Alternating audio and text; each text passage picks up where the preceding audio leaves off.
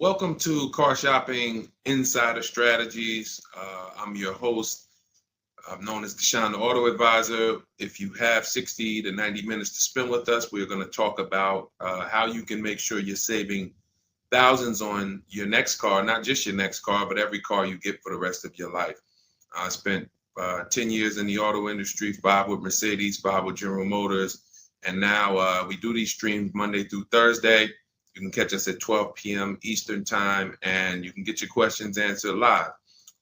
We do rebroadcast this show for those of you who couldn't make it, or if you want to share this with a friend or family, we'll rebroadcast the show throughout the day. But Monday through Thursday, we are live. You can meet us here to get your questions answered. So I welcome everyone. You're going to hear me talk about the sponsor of our show, which is my digital book. It's my new digital book. It's called Cars from Home, 7 Steps to Saving Time, Money, and Avoiding Dealerships. We've gotten hundreds of testimonials and we've gotten lots of reviews on this book. People like you using it to get below market purchases, below market leases, below market new cars, all from home. 99% of your transaction should be from home. That's how you put dealers against each other. That's how you see the whole market.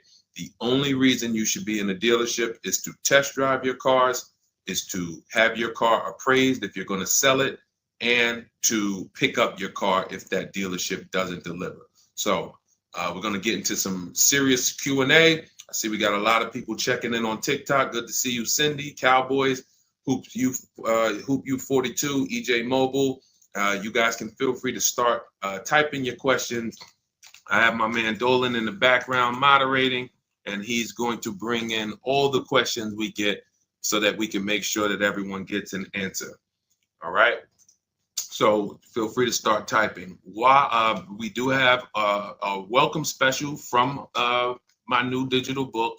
It's normally $97, but for 30 minutes, you can get yours for $24. That's 75% off because I want you to have this information and I don't want money to be a barrier to you having this information. So you can get yours for $24.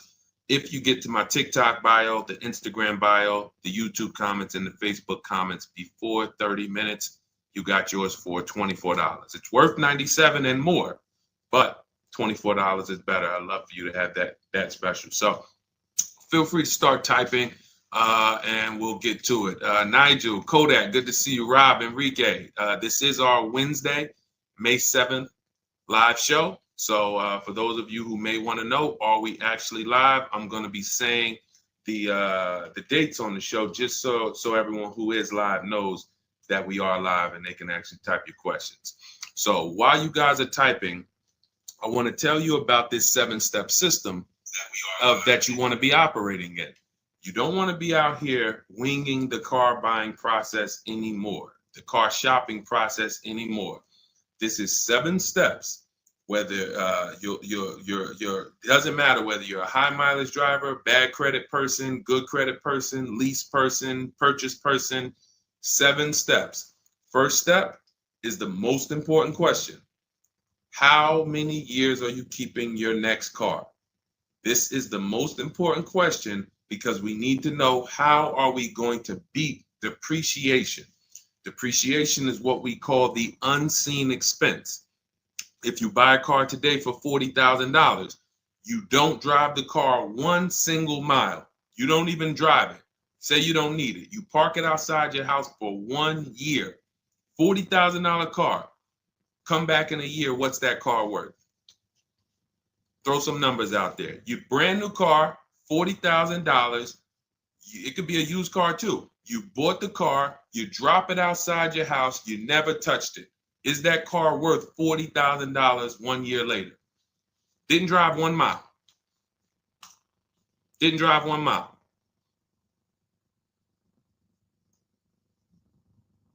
Let's go. Throw some numbers out there. What do you think? What do you think a $40,000 car is worth after 1 year?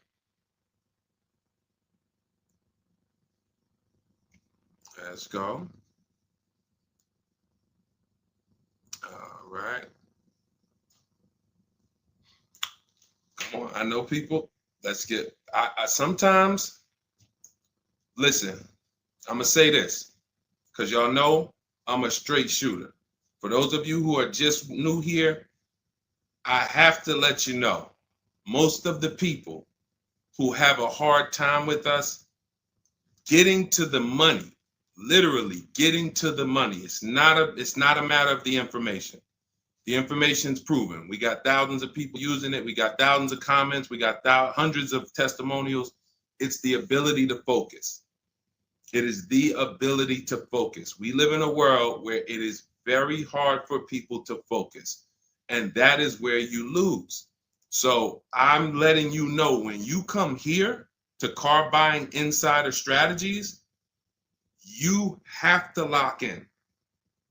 If you're going to be here, if not, you're not going to be able to win. You're not going to be able to use what we teach to literally dominate your car buying processes and have total wins, like Milligan, almost $30,000 off an electric car.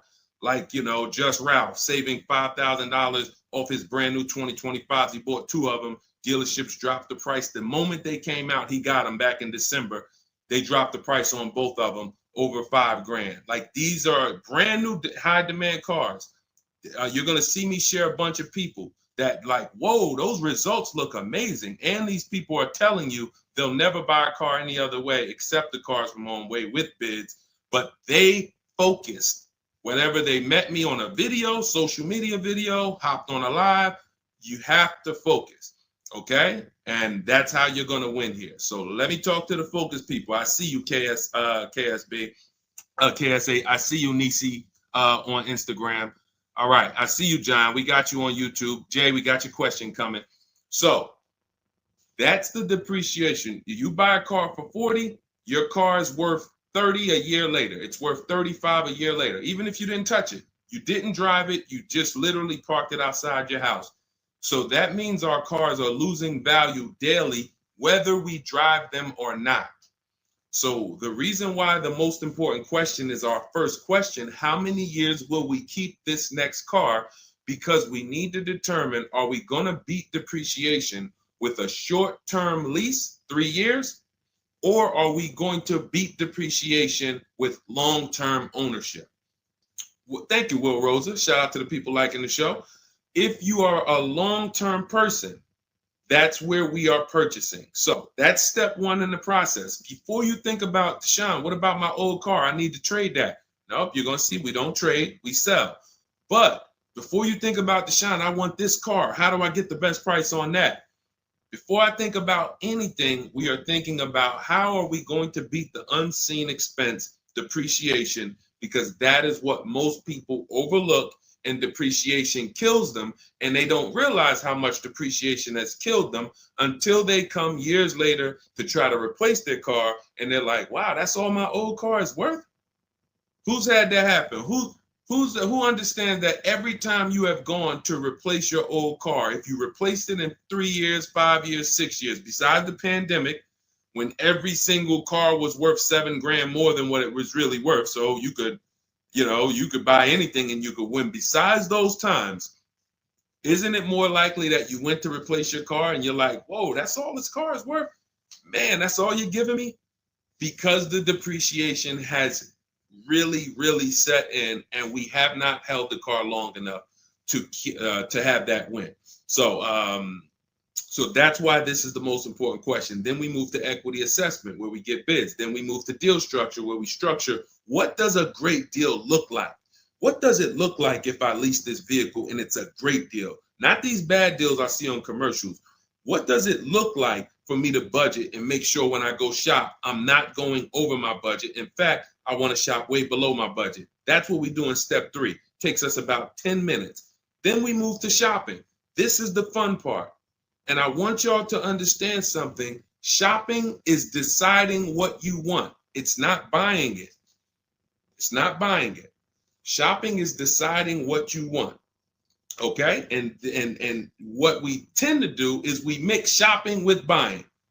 When I was in the dealership, I would have people, man, Deshaun, I don't know how I ended up with a car. I just went to Home Depot. I was going to Home Depot. I said, let me stop by the dealership.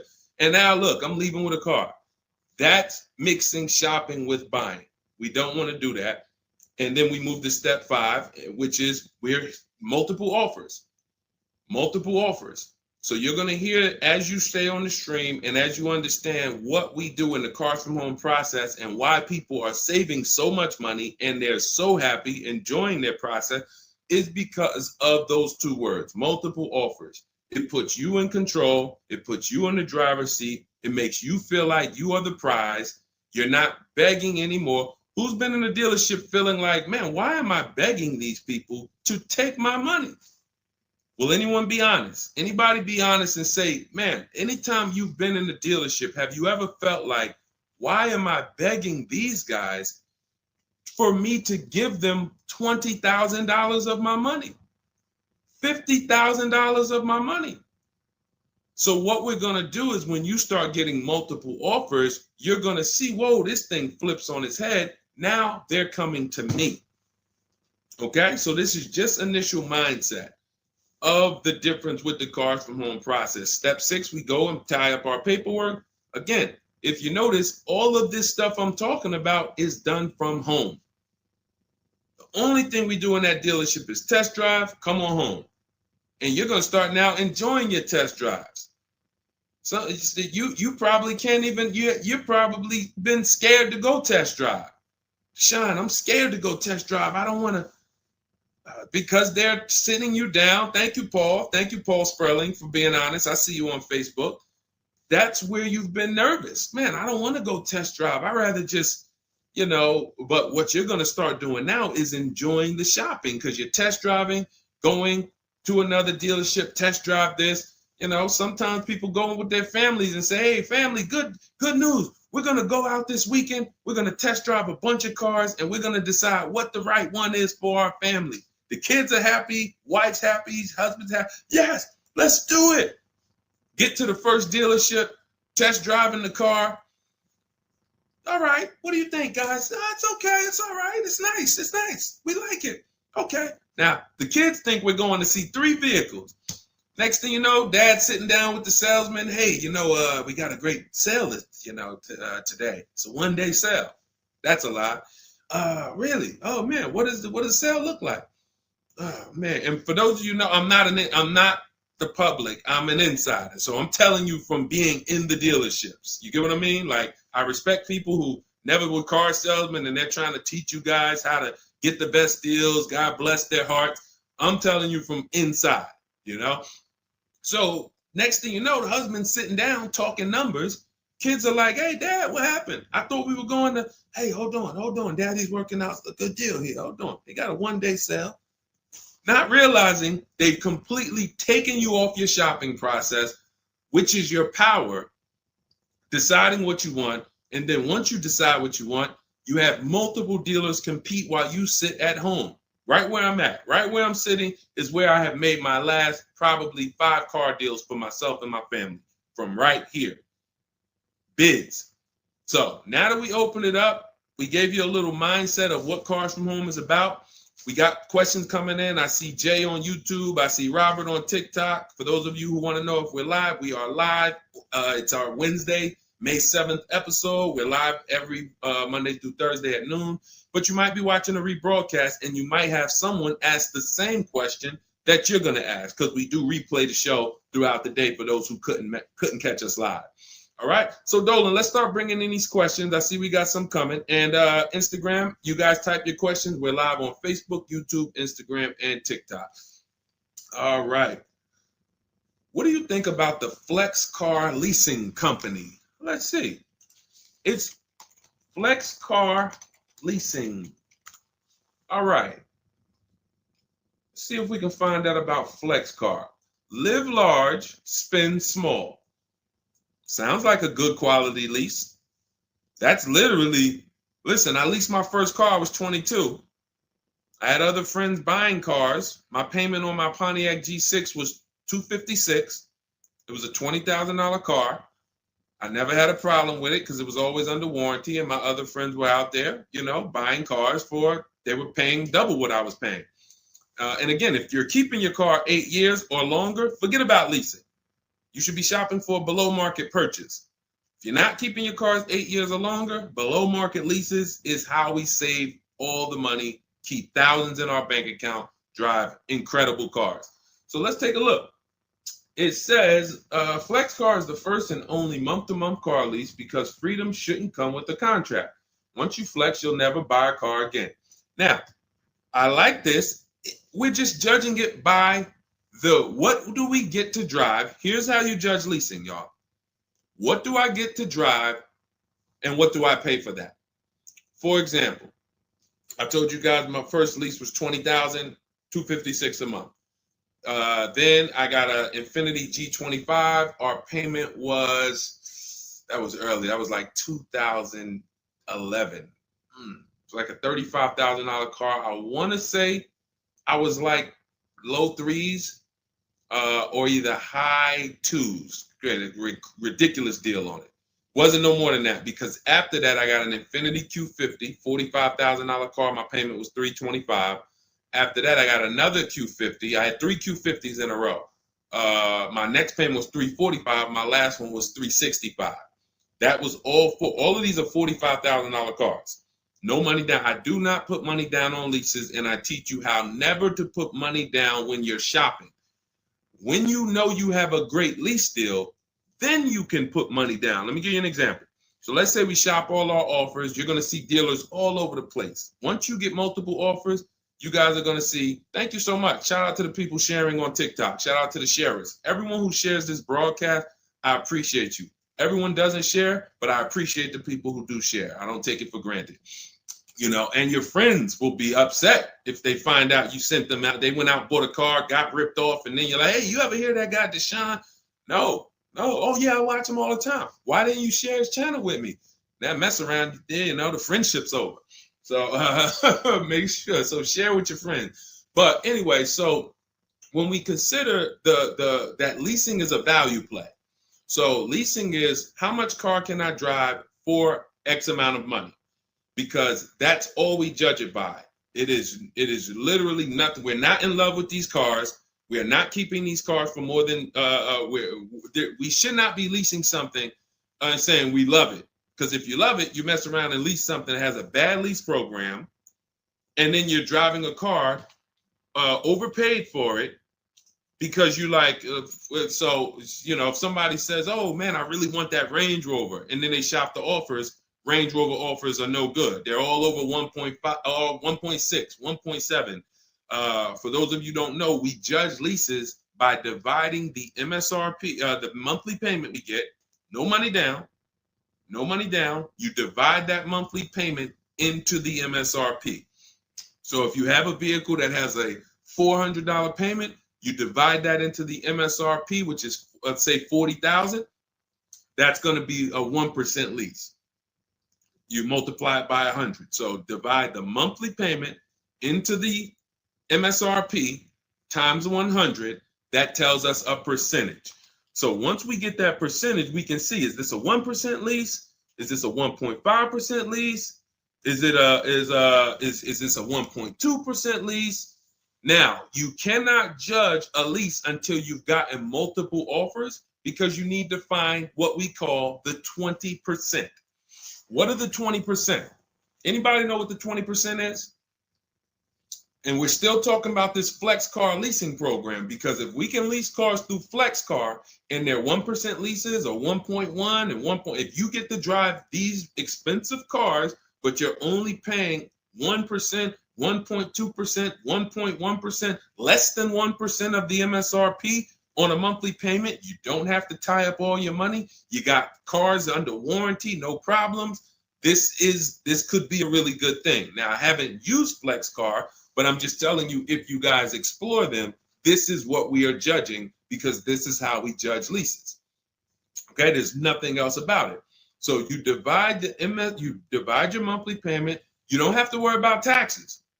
Here's why you don't have to worry about taxes. And here's why you also don't have to. We're just talking about leasing. So let's continue to ask questions about used. I don't know if more people are just interested in leasing. Maybe you guys can help me out. Is it that more people are interested in leasing because we get a lot of questions about it? You know, we have systems for pre-owned cars. Shopping deals with getting below market pre-owned cars, getting below market new cars. saving money with our bank bidding war, making banks and credit unions bid for our interest rates, selling cars to get our equity out, bidding. So we have all types of stuff outside of leasing, but I'm going to answer the questions you guys ask. And if Dolan keeps pulling in the questions and most of them are about leasing, then that's what we're going to talk about. Okay? So so here's the reasons why you never have to worry about what about the taxes and fees and what about the selling price? Do I divide the monthly payment into the selling price or the MSRP? Well, you're going to do it on the MSRP. That's that sticker price. I'm going to show you guys an example here on the screen so you can see. This is a sticker, window sticker, and you can see, Dolan, can you snatch that? Thank you so much, Dolan. The total MSRP right here, that's your MSRP. That is what you're dividing your monthly payment into. Now, the MSRP tells us the value of the car in the market. The MSRP tells us the value of the of the car in the market. It does not tell us what they're selling the car to us for and how much they've discounted it. That's reflected in the monthly payment. So you have a $40,000 MSRP. One person, one dealership, an 80% dealer offers us $600 a month for that. Okay, another dealer, 80%, offers us $650 a month for that. No money down. Remember, always shop our lease deals with only first month's payment due at signing. Only first month's payment due at signing. You don't do anything else but first month's payment due at signing. And you tell dealers how you want your lease deals presented to you. You do not let them work you up a random lease deal. Okay, so you get your first month payment and you say, okay, one dealer says $650, $40,000 car. This is an average car. $600. Another dealer says $550. But then here comes this 20% dealer, $425. So now you're looking and saying, whoa, the percentage for the higher dealers is 1.4, 1.45, 1.6, but this lowest dealer is 1.2, 1.1. What's going on here? Same exact car. This is the 20%. You've identified the 20%. They've identified themselves, and the lower sales price that they're giving you is reflected in the monthly payment. So so the monthly payment is where we can see the discounts, not the MSRP.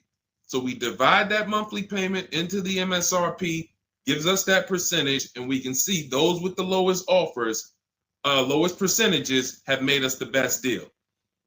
And we always make sure we tell them, put your taxes and fees into the payment. Okay, now I have templates for this. So everything we do is by email. If you guys want to take this and use it, you want to try calling around, just remember this stuff. For those of you who do not want to remember it, you're like, Deshone, give me the blueprint, give me the step-by-step.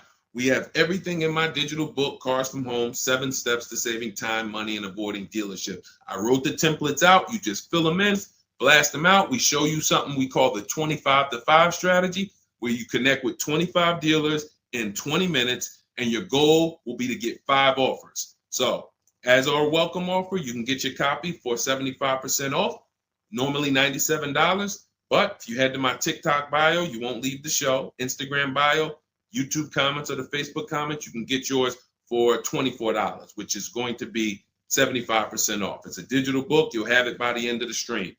Okay? But this is very important. When we're judging lease deals, whether it's through FlexPay, whether it's through an individual dealership, it does not matter. We are judging them based on value. And the lower percentage I'm paying to drive X amount of car, the better value that we're getting. Okay? That makes sense? Type $signs if that makes sense. If anybody needs me to go deeper on that, we can certainly go deeper. Okay? I just had to, there's somebody named Pop. We blocked him on TikTok. He said, talk too much drama to drive a car. He never say that with a house. And if he would, he's totally ignorant. And here's the thing. We have been taught by the auto industry, a multi-billion-dollar industry, that we know as the public takes advantage of people and rips them off. As an industry, not every dealer, but as an industry, they take advantage. They do not get sued. We have people who are driving the same cars, paying $200 more, same exact car. No one is getting lawsuits. You're ripping us off because you've taught us that we should be able to come into the dealership, make a $30,000 transaction on the low side. The average car price is probably 40, 45 grand. They've taught us that they've taught us we should be able to make that decision in 1 hour with no real competition and no real information. So when we talk about strategy and the way we save money, when you look at somebody like a Marie, hey, just wanted to reach out and say thank you. I love these emails, by the way. Those of you who have my book, who are using it, please continue to send me these types of emails. Marie said, just wanted to reach out and thank you. Using the guide, I saved over $13,000 off MSRP, got my payment to be hundreds lower per month and maintenance included with no money down. Just wanted to say thank you. 2025 GLC 300 coupe, fully loaded. Now, some of you have this exact same car, or you know someone with it. You know someone with it. And they probably went out, got it traditionally in 2 hours, did very little shopping because they wanted this car. But Marie used the cars from home process, got my book, $24. Hopefully she got it at the welcome offer for $24. And that $24 investment saved her $13,000 off this new car. $13,000. We are not here on Wednesday, May 7th, to talk about hundreds of dollars. And these are the people who would be warning you guys to say, hey, you better have a process. And if you don't, that's okay. You don't need a process. Just know you're overpaying. And just understand that the car business has mastered sending you down the road in your car and you overpaid and you're smiling. It's a very, very powerful business, multi-billion-dollar machine where you could send hundreds of people down the road smiling and they literally overpay. You just made $5,000 on them, $8,000 on them, $10,000 on them. That, you know, there's a saying in the car business, the happiest customers are the ones you make the most money on. That is a saying. So the happiest customers, the ones that are no, hey, listen, you got to do better, man. Hey, man, I'm still not happy because you still don't feel like you got a good deal. Those are the people that you make the least money on. Still making money on them because they're not comparatively shopping. But the ones who, oh, Joe, you were great. You made this so easy. Go see Joe, everybody. Meanwhile, Joe's making $8,000-$10,000 on you every single time. So appreciate the people who value having a process for the most expensive purchase some of them are going to make. We're not buying homes like we used to. So some people, cars are going to be the most expensive purchase that you make. So I appreciate the people who value how serious that process is. All right, Dolan, let's keep them going. Next question. We got a lot more coming in. Lady V, how are you? What are the major updates for the car buying strategy? Oh, are you in Cars from Home? I announced Lady V, let me know, because it sounds like you're talking about a post I made to our private group. Actually, if you check Leasing Like a Boss, what we just did is we turned our 25 to 5 shopping process, which was you. By the way, guys, this is somebody, we have 2,300 people in our inner circle who use the Cars from Home strategy. They don't like reading, not all of them. They prefer videos and coaching. We have coaching calls first and third Wednesday. We got one this afternoon. But what she's asking, I announced that we were upgrading again our process because we made it even shorter. And guys, we're getting cars in 45 minutes. We're getting lease deals in 45 minutes over a 3-day period, 45, 60 minutes. Literally, we are having people bid in a process that used to take us, even our people who are good. Like you look at somebody like Rosalie. Rosalie, some of you know if you've been on the stream, I continue to celebrate her. She got 3 cars.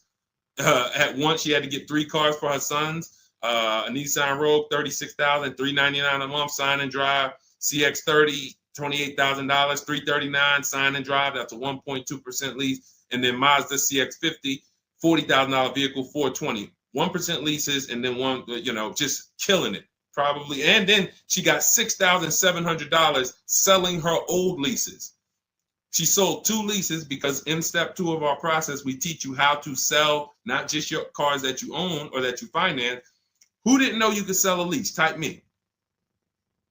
Let me ask this too.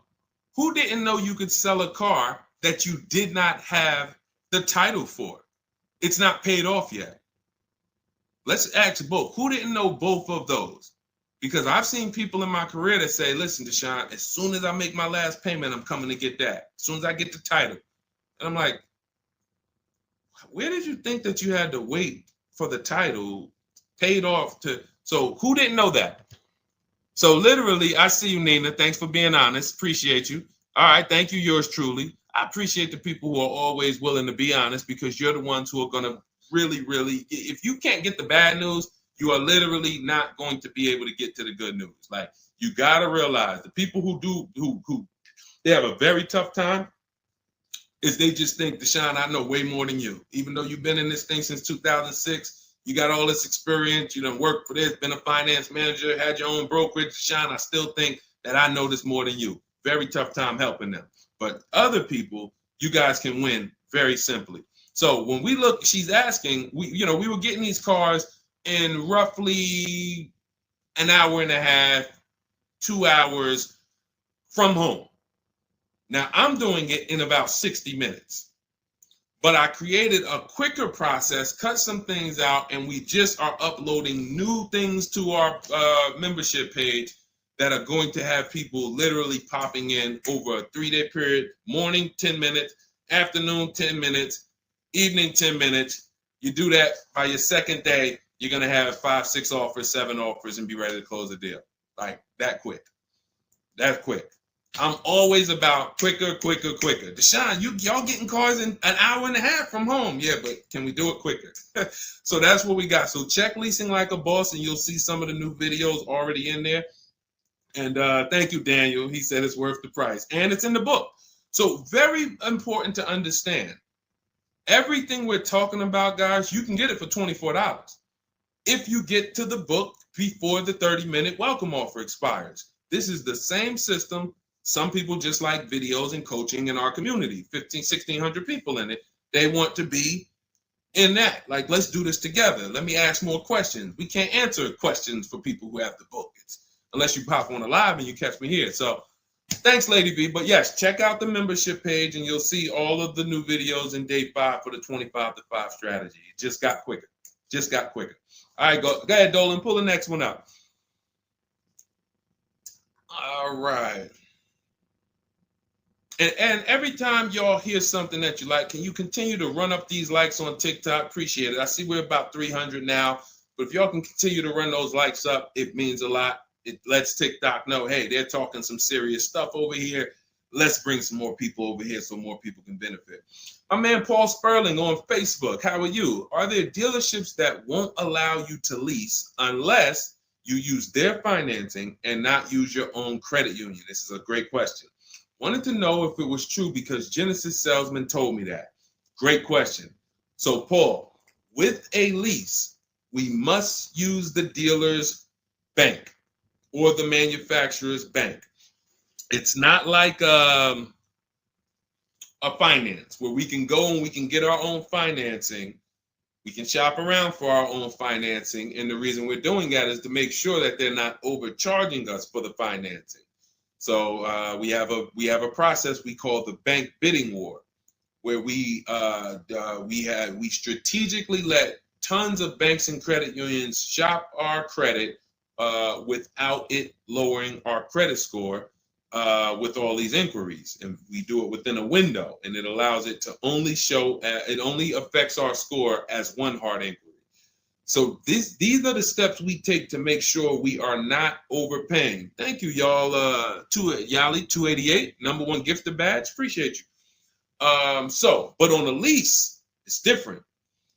We must go through the dealer's bank. Now, here's what could happen. With a lease, there's something called a money factor, which is an interest rate. That's an interest rate on a lease. It's called a money factor. Now, dealerships, if they know you are not shopping, and some, the 80%, even if they know you're shopping, they're going to mark up the money factor. So they're going to create and quote you with a higher money factor. This is why going in and asking for the invoice does not matter. You don't know what the hidden money is. What are the rebates? What is the incentives? What is the money factor? You don't know. Did you mark it up? Did you not? Can't see it. It is totally undisclosed. There's no way for you to see it. So how do we make sure this doesn't happen? Multiple offers. Because when we know you're shopping now, and again, you're going to see as you guys get multiple offers, sometimes it's not going to matter. You're still going to see offers that are extremely high. And you're like, these guys are still quoting us high, even though they know we're shopping. Correct. Because this is what they sell their cars for. And they will sell this car to someone else for the higher price who does not have strategies before they discount it to sell it to you. They would much rather say, Mr. Customer, that's my best deal. I'm sorry if it's not in your budget, but that is my best deal. They're not lying because they're going to sell that car to someone else who does not have strategy, who will gladly pay it. But once you begin to shop around, you're going to see, like I have a market report up. Can you snatch that question down for 1 second, Dolan? There's a market report up here on the screen for an Infiniti QX60 Lux. It's a $61,000 vehicle. Now we can see so far, and this was literally when we got 4 offers. Now what you're going to be getting is at least 5 to 7, and then you make your decision. Only vehicles that are very scarce, you're going to see less than 4 offers or less than 5 offers. And then at which point we usually make a decision on, do we want this vehicle or do we want to hold off and maybe check back next month, because we need competition. But in most cases, you're going to see plenty of offers come through, 5 offers, 7 offers. This is how most market reports look that we prepare. We prepare these for people, and this is what we teach you to do for yourself. So, as you can see, $61,000 vehicle. One dealer is at $873. Sign and drive, no money down. One dealer is at $889. But then we have 2 dealers that have come in at $680 and $685. $200 apart. So now there are people in these other dealers that are at $800, almost $900 a month, negotiating. Come on, man, can you get me down under 8? You see how that's a losing battle? They're at $889, right? They know we're shopping, because when we shop, you always want to let dealers know. I'm speaking to a couple dealers. You catch more flies with honey than with what is the saying? Vinegar. So be nice, be friendly. All the scripts we have, you use our scripts. We have thousands of people using our scripts from our book and from our Shop with Deshone coaching program. And they're nice. They're friendly. They're not like aggressive. They're firm. But when you're talking to dealers, just be, hey, I'm shopping around. Hey, and you're still going to see, that's my best price, $800. That's how you know. Don't get emotional. This is the 80% Deshone told us about. Don't expect them to do what the 20% does. Expect them to be high. You're $150 higher than the other dealerships. Are you going to come down? No. Because 16 million new people buy new cars a year. And sorry, I'm glad you got strategy, and I'm glad you know how to find this 20% dealer that's $150 less a month than me. But that's not going to change the fact that I'm going to sell this car to someone else. And they'll try to lean on you and say, well, do you want it? Because, hey, that's our price. No, I'm sorry. We don't want it. Thank you so much, though. So this is what we're dealing with when we are dealing with car salesmen. which is why you must shop multiple offers to be able to get your best offer. Now, when we look, going back to yours truly's question about, can you pull that question back up about the shopping for the lease financing? It wasn't yours truly's question, I don't think, Dolan. Whatever the last question was, because what we're talking about is in those $800 a month payments, what is making those high payments so high? It may not be that they're not discounting only.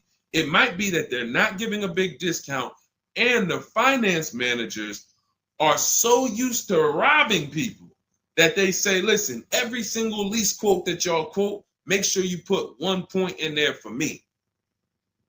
Every single lease quote. Do not bring me a lease customer if you don't have any padding in that money factor for me.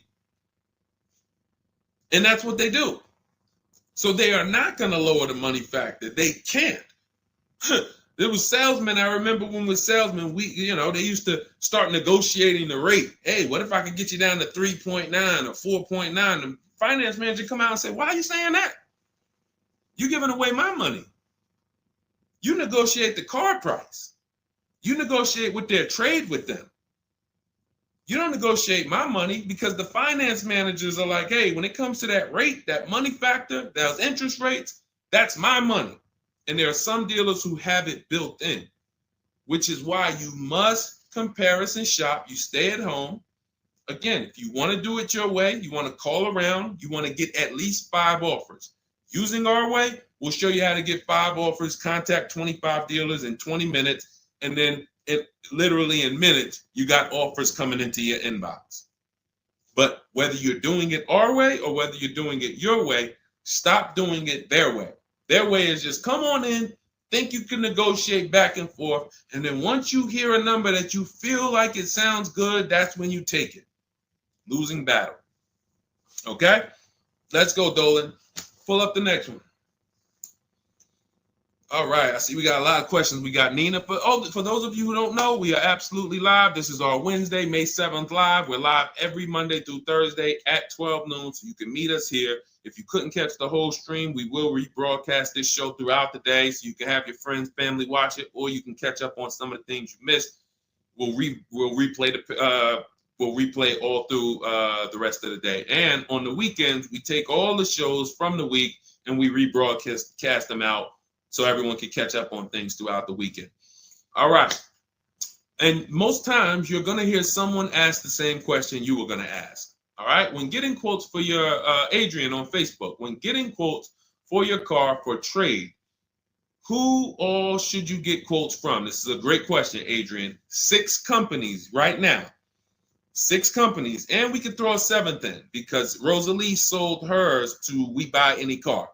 So this is step 2, guys. This is called the equity assessment, because we don't trade. Trade is a curse word here. The only people who have to trade using our system are people who buried themselves in negative equity, and now we're working a transaction to get them out of it. They can't pay the difference, so they have to trade their car into whoever wins the bid. And but those are the only times we use that curse word, trade. In every other case, we are selling our car to cash buyers because we're separating our transactions. We separate who we buy our car from who we sell our old car to, from who we get our bank loan from. Some of you, and be honest, have you given the dealership your trade-in, got a loan from them, and got a car from them? All 3 in 1. Have you done that? I bought a car from a dealership, got my loan from them, and I gave them my old car. 3 transactions in 1. Impossible to have 1 there. Again, take the bad news first so that we can get you to the good news. You cannot win giving a dealership 3 transactions in 1. Okay? Each one of these should be bid out while you're at home so that you know I've maximized everything. Okay? So 6 companies we're getting bids from: CarMax, Carvana, Driveway, Kelly's Blue Book, but not the regular Kelly's Blue Book, Instant Cash Offer. Kelly's Blue Book Instant Cash Offer, where they connect you with a local dealership that gives you a cash offer. Auto Nation, cash offer. Car Gurus, cash offer. All three of them connect you with a local dealership to get a cash offer.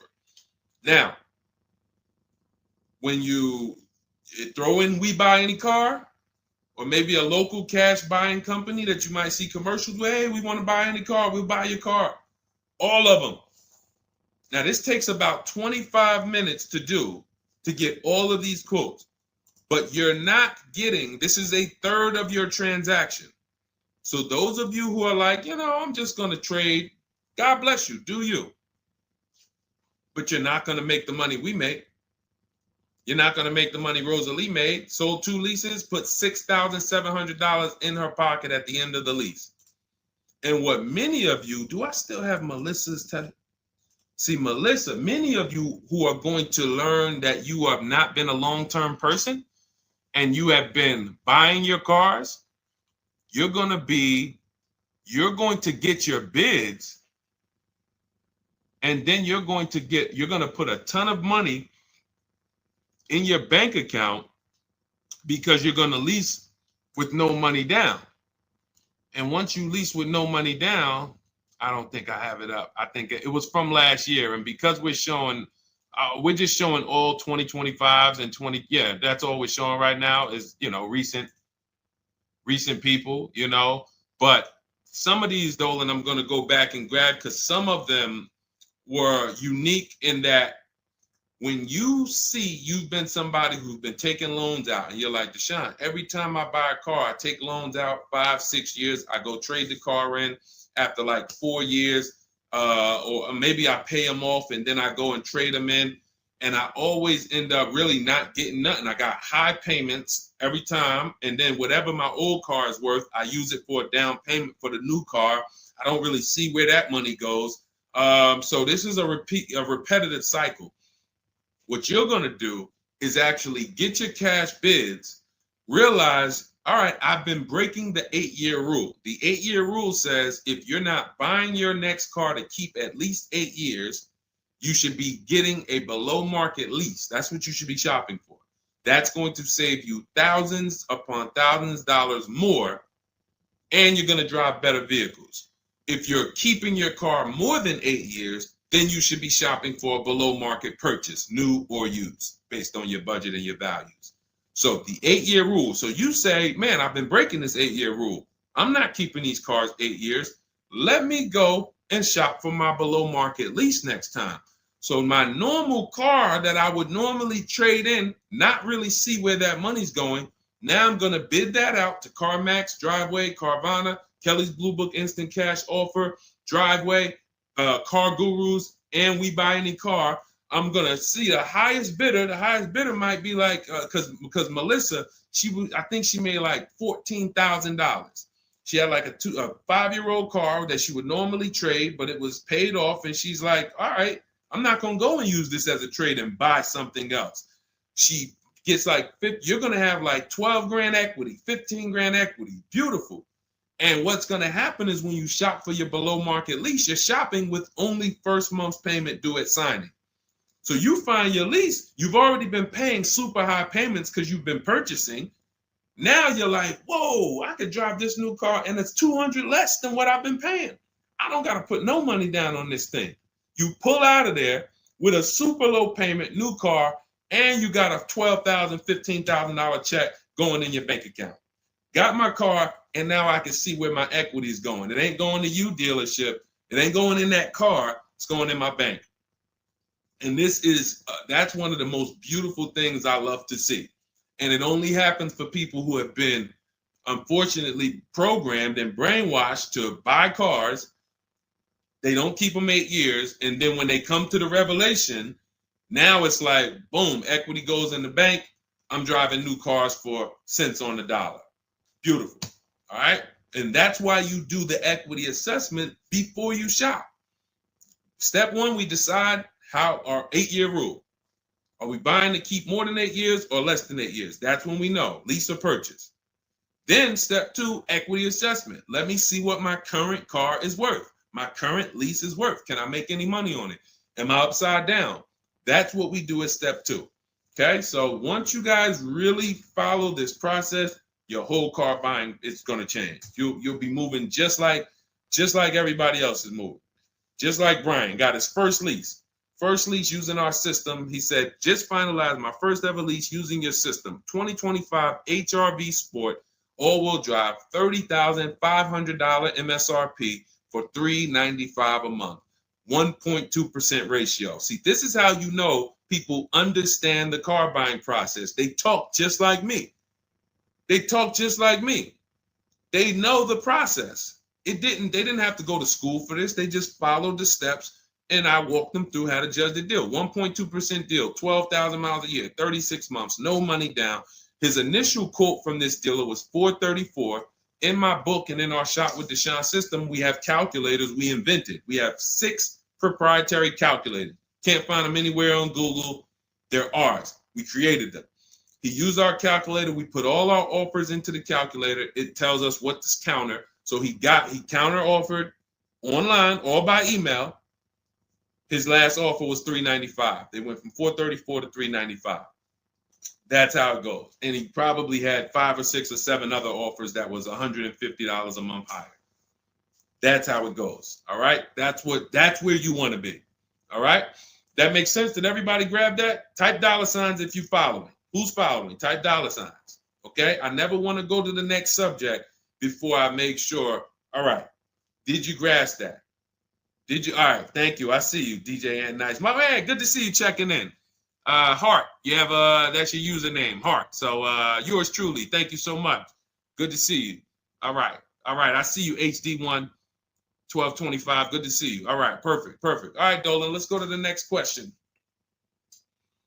All right, feel free to keep talking. I know we got a bunch, so I'm not even gonna say it. Let's just try to get through what we got so far.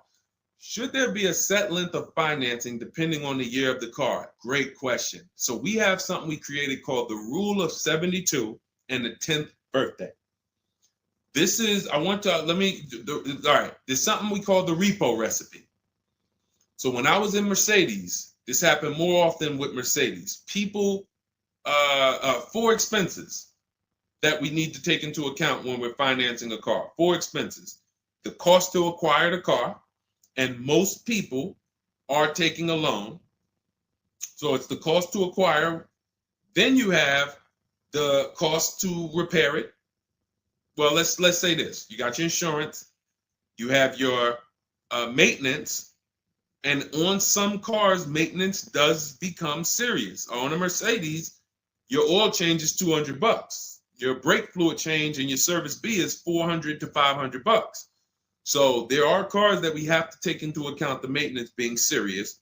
Then we have gas. So even if you have a car that maintenance is low, you still have gas. So let's just wrap those 2 together. And the 4th expense is what really, really hurts people when they have something that breaks. And when we have something that breaks, what we typically don't want is a car payment. We don't want all of those expenses on top of things breaking. So what we really want to do, and this is a measure of when you're buying too much car for your real budget. If you can't buy a car and you afford it and can get, most of the loan is under warranty. So most of the loan that you have the car is under warranty. If you got a 5-year loan and you got 2 years without a warranty, okay, cool. You got a 6-year loan, you got 3 years without a warranty, okay. But you don't want a 6-year loan and 1 year you had a warranty and 5 years there's no warranty on a car that could, and you don't have the cash. These are things that we call the repo recipe, because when something breaks and you have a car payment and your insurance payment and they're telling you, wait, you need the maintenance, you just wait, I just put brakes and tires on this thing. This is enough for some people to say, whoa, I can't afford to put $5,000 into this car in 60 days. Or so how do we prevent this? We prevent this by making sure we're not taking a car or a loan too long for the year of the car. And the longest loan we want to take is 72 months. And so the reason why it's called the rule of 72 and the 10th birthday is because when you add up the year of the car and the number of years old the car is, I'm sorry, when you add up the year of the car and the year of the loan, the number of years on the loan, it should not pass 10. So if you're getting a 4-year-old car, you can take a 6-year loan. If you're getting a 3-year-old car, you can take a 6-year loan. That's 9. If you're getting a 5-year-old car, you should take a 5-year loan max. If you're getting a 6-year-old car, you should take a 4-year loan max. Now, why is this a test of affordability? Because some of you are saying, whoa, but I can't get the car that I really want at that number. Then that means you can't afford the car that you really want. Again, it doesn't mean you can't break that rule, but it does mean that you're going to have a loan on a car that's older than 10 years. This is risky. So it's nothing wrong. The reason we create these boundaries, so at least when you cross them, you know you're crossing them. So if something happens, you're not surprised. You're not like, whoa, how did this happen? Well, I took a little risk. I took 1 year longer. Then, the car's 11 years old. I still got a loan on it. Stuff goes wrong. I'm out there. I got more exposure. But if we use that as a gauge of affordability and say, you know what, if I can't afford a 6-year loan on this car, then I can't afford the car. If they're telling me I got to take 7 years, that's why we cap both. We cap the number of years you should take at 72, absolute longest. And some of you know we default to a 5-year loan when we're shopping. This will also help you because you'll look and say, 5-year loan, every $5,000 is about $100 per month. So as you're shopping and you're looking at cars, you should be saying to yourself, all right, $20,000, that's about a $400 payment. All right. And that's if I put no money down. You got your taxes and fees. Maybe I'll take care of the taxes and fees, but that $20,000 car is going to cost me about $400 a month, 5 years. $80,000 car, you're looking at, divide that by 5,000. That's $1,600 a month for 5 years. Doesn't matter how high you go. But when you don't have these rules and you go in, here's what tends to happen. You look at cars that are way more expensive than you could afford, and you say, hey, can you get me to this payment? And a salesman, are they ever going to say, no? They're going to say, oh, let me see what I can do. Next thing you know, they come out and say, hey, good news, I got you to $1,000 a month. Hey, good news, I got you to this. Way below what our rules are. Way below than the $5,000 every 100. So you got to say, how did they get me to way below the every 5,000 is 100? How many years is the loan, sir? Oh, well, listen, what's more important to you, the payment or the number of years? Well, both are important to me. How many years is the loan? Well, right now, this is an 84-month loan. This is a 96-month loan. Wait, so 7, 8 years? 8 years, 9 years? You're talking like, yeah, well, and that's how you get jammed up. So if you keep these boundaries in place, longest loan I'm going to take 6 years, 72 months. When I'm shopping for a car, if I'm purchasing it, not leasing, I am looking and saying every $20,000, every $5,000 I'm going to borrow, it's going to cost me about $100 per month. If you do these things, look at the car. What's the year of the car? 5 years old? All right. Max I want to do on that car is a 5-year loan. Oh, it's only 3 years old? All right, I can stretch to a 6-year loan if necessary. You keep these boundaries, you will be safe. You stay far away from the repo recipe. When things tend to go wrong at that 9, 10 year, 11 year mark, you got to put some money into the car. Car is paid off. You don't have to worry. Okay? High dollar signs if you guys followed that. We can move on to the next question. Everybody clear on that? Colin Moore, welcome to the community. New follower. We are live. It is our Wednesday, May 7th episode. You may be watching us live at noon, or you might be watching a rebroadcast. We rebroadcast the show throughout the day until our next show tomorrow, which is at noon. Monday through Thursday, we're live at noon. You can please tell your friends who are shopping for cars, meet us here. If they'll be shopping for cars in the next 6 months. This is where they want to be.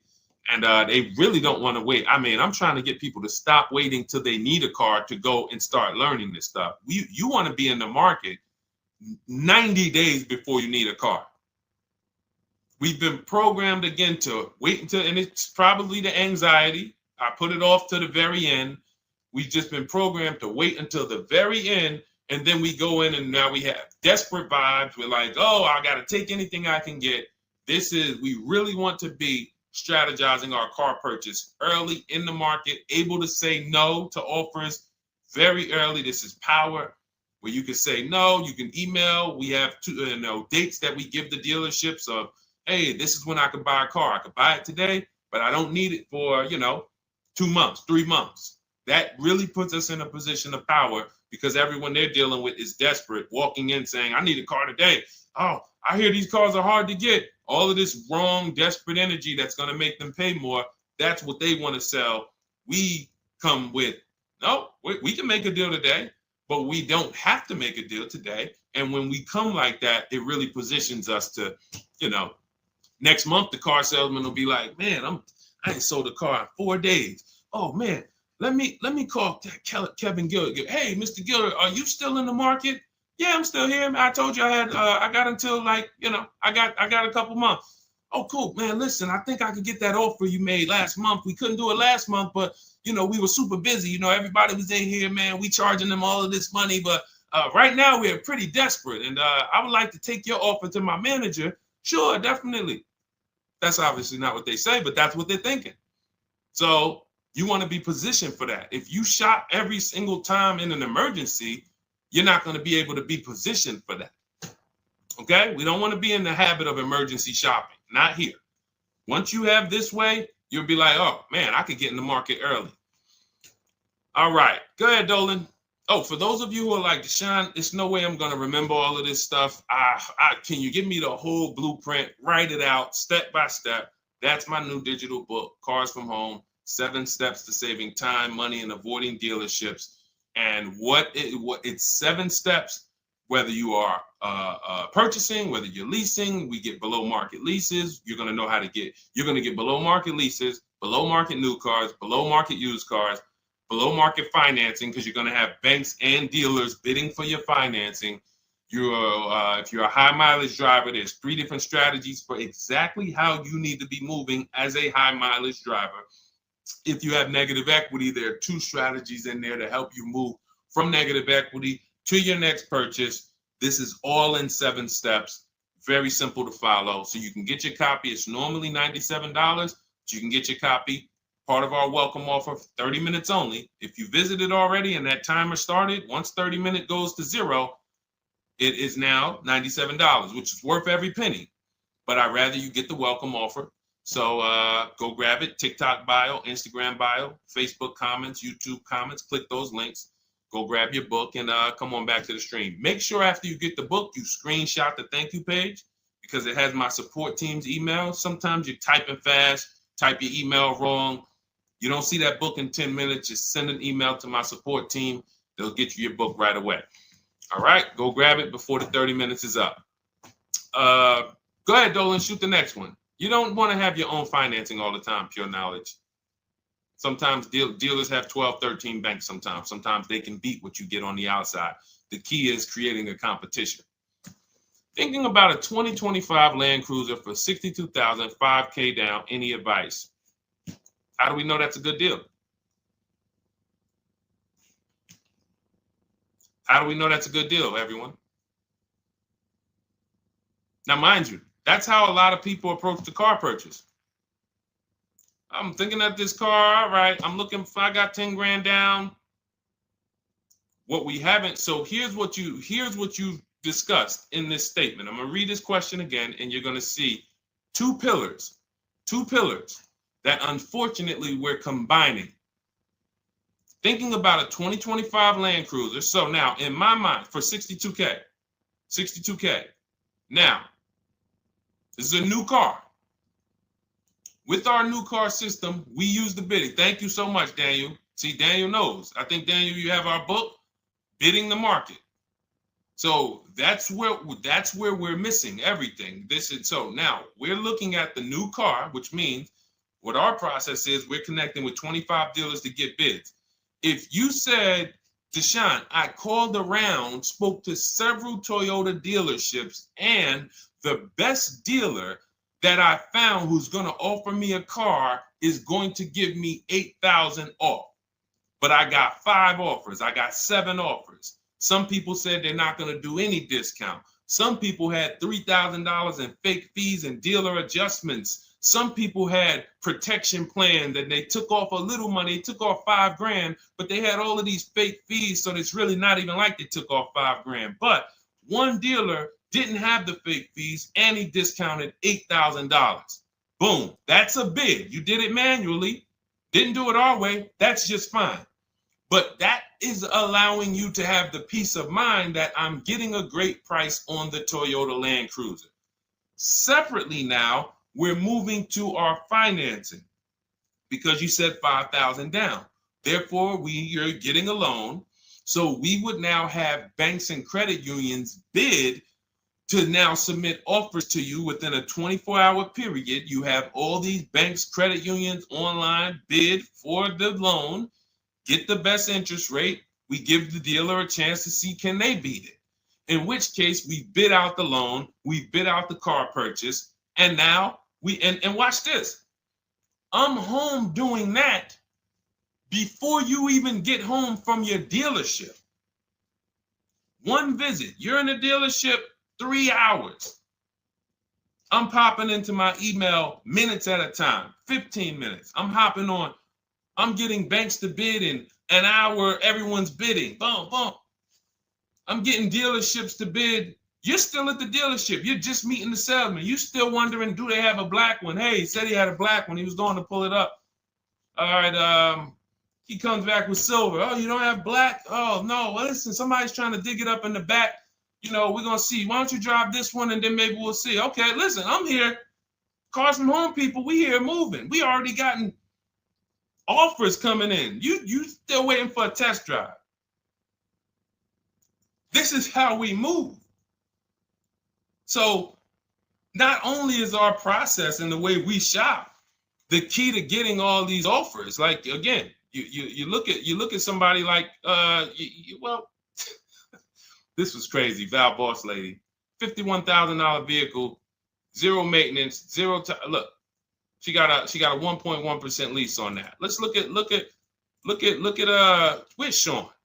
My man Sean, because Sean was actually one of the $72,000 vehicle. He saved with the rebate and with the dealer discount. He saved $21,000 off of it. $21,000 off of it. He's sitting here chilling at home. Dealers, I'll take off $3,000. I'll take off $5,000. I'll take off $10,000. Oh, I'll take off $20,000. Whoa. So it's not only is it the money that we save, it's an easier, more fun process. So that's what you need to do. Like, step out of that old way. Understand that I need to get multiple offers for the Toyota, and I need to get multiple offers for my financing, and I do that right here from home, where nobody can come into my house and say, hey, you get into the dealer here. What are you doing there trying to shop from home? We see you. You're not going to break our programming on you. You better get up right now and walk into this dealership so we can charge you more. Who's going to do that? While you in your living room, while you at work? Dealers bidding while you at work. Never been to a dealership. It's freedom. Multiple offers. Yes, Lady V. That's my 2 favorite words. I swear, if I didn't wear unlearn, relearn, I'd be walking around with a shirt that said multiple offers. All right, let's go, Dolan. Shoot the next one up. We got time for a few more. Let's go. Few more questions.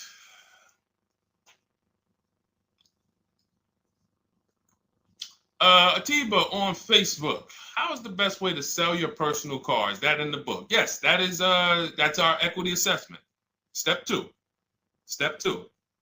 Multiple offers. Get your 6 to 7 cash offers. And if you don't need to replace your car, just go and get your check. Do your inspection, get your check.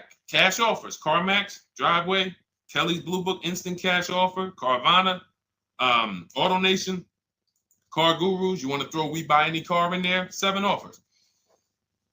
Get your cash offers. Now, if you are replacing your car, we are timing the transaction. What that looks like is we get our bids for our old car, our current car, or our lease. We assess what our equity is, and then we go shop for the new car.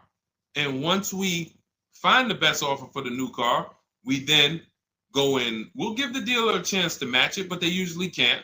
Hey, I'm selling my car to We Buy Any Car. You know, they're giving me this. Can you beat it? No, that sounds crazy. I can't beat that, because they're not going to win 2 bids. They're not going to beat all of the new car dealers or the used car dealers to sell you a car. And then they can also beat all the used car cash buyers to buy your old car. They'll be out of business. So you go pick up your new car, drop off your old car, or go drop off your old car, get your check, drive over, pick up your new car. Maximize both transactions. It's a beautiful thing. That is the way it's done with us most of the time. Very rarely is the dealer we're picking up our car from the same one who's buying our old car. Very rarely. But yes, absolutely, that's in the book. All right, let's keep it going. Dolan, next one.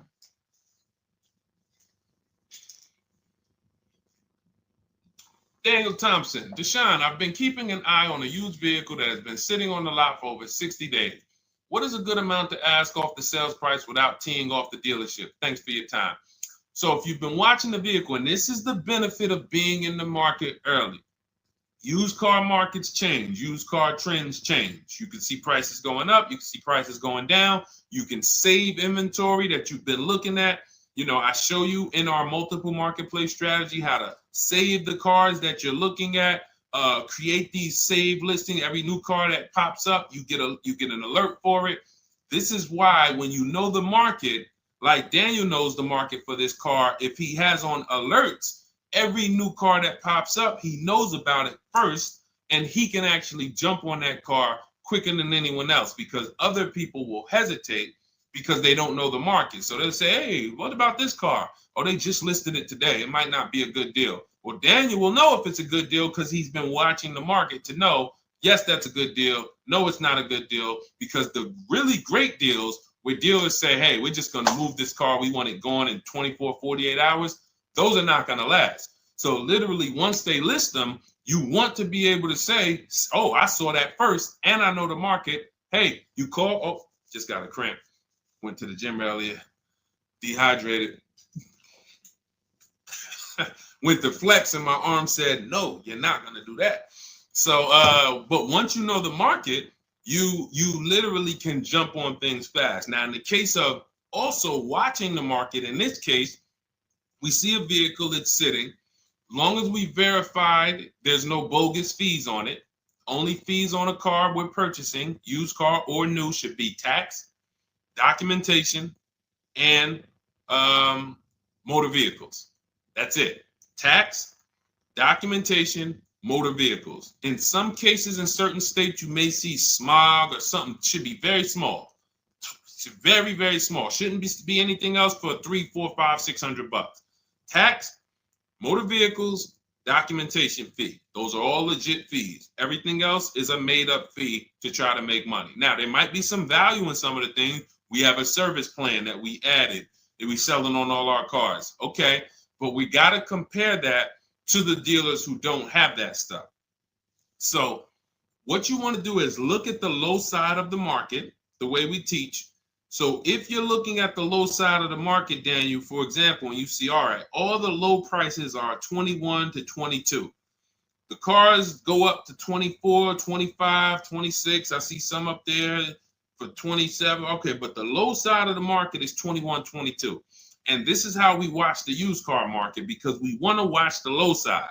Now, the low side is going to be where the worst cars are. What do I mean by that? frame damage, salvage title. If you don't see a couple cars and you pull a Carfax and it says salvage or it says frame damage or it says 2 accidents, you're not looking at the low side of the market. You're looking at the regular retail market, the regular middle of the market, the average prices. Because if you're shopping the low side and you're like, okay, between 21 and 22 is where the lower prices are, you're going to see some, oh man, look at these pictures. Now, car's all scratched up. Oh man, okay, man, this thing had 2 accidents. Oh man, this thing's salvaged. But then you pops up and you see one for 22.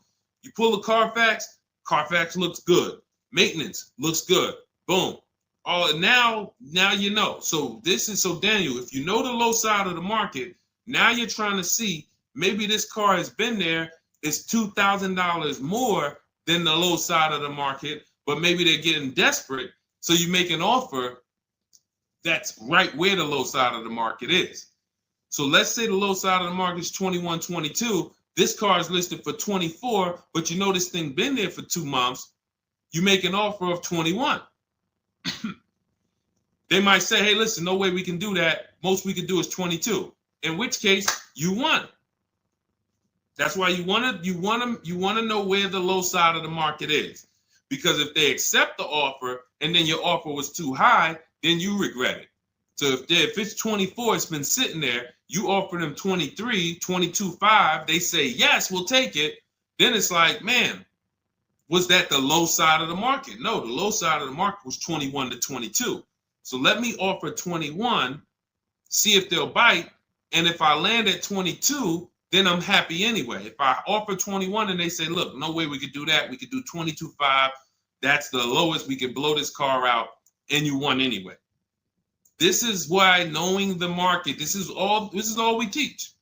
Whether you're in Shop with Deshone or a video checklist, or whether and watch this. The thing about our process is every time you use it, it gets quicker. So the longest it's ever going to take you to get a car using Cars from Home is the first deal. Second time you coming through and you're like, okay, I know what to do now. I know where to go now. Yeah, I remember this from my last time. I remember this. That's why Rosalie got her QX60 last year. And then she got 3 cars at once. Because she's like, I got mine. Now I just got to rinse and repeat 3 times for my sons. So that's what you need. That's where you base your offer on those things, Daniel. All right? All right, great job. All right. All right, it's go ahead, Dolan threw up one more. All right, I'm trying to see. I'm looking at time and I'm like, all right, let's go. All right. Is it true that finance bank will require a certain amount down to get you approved? Absolutely not.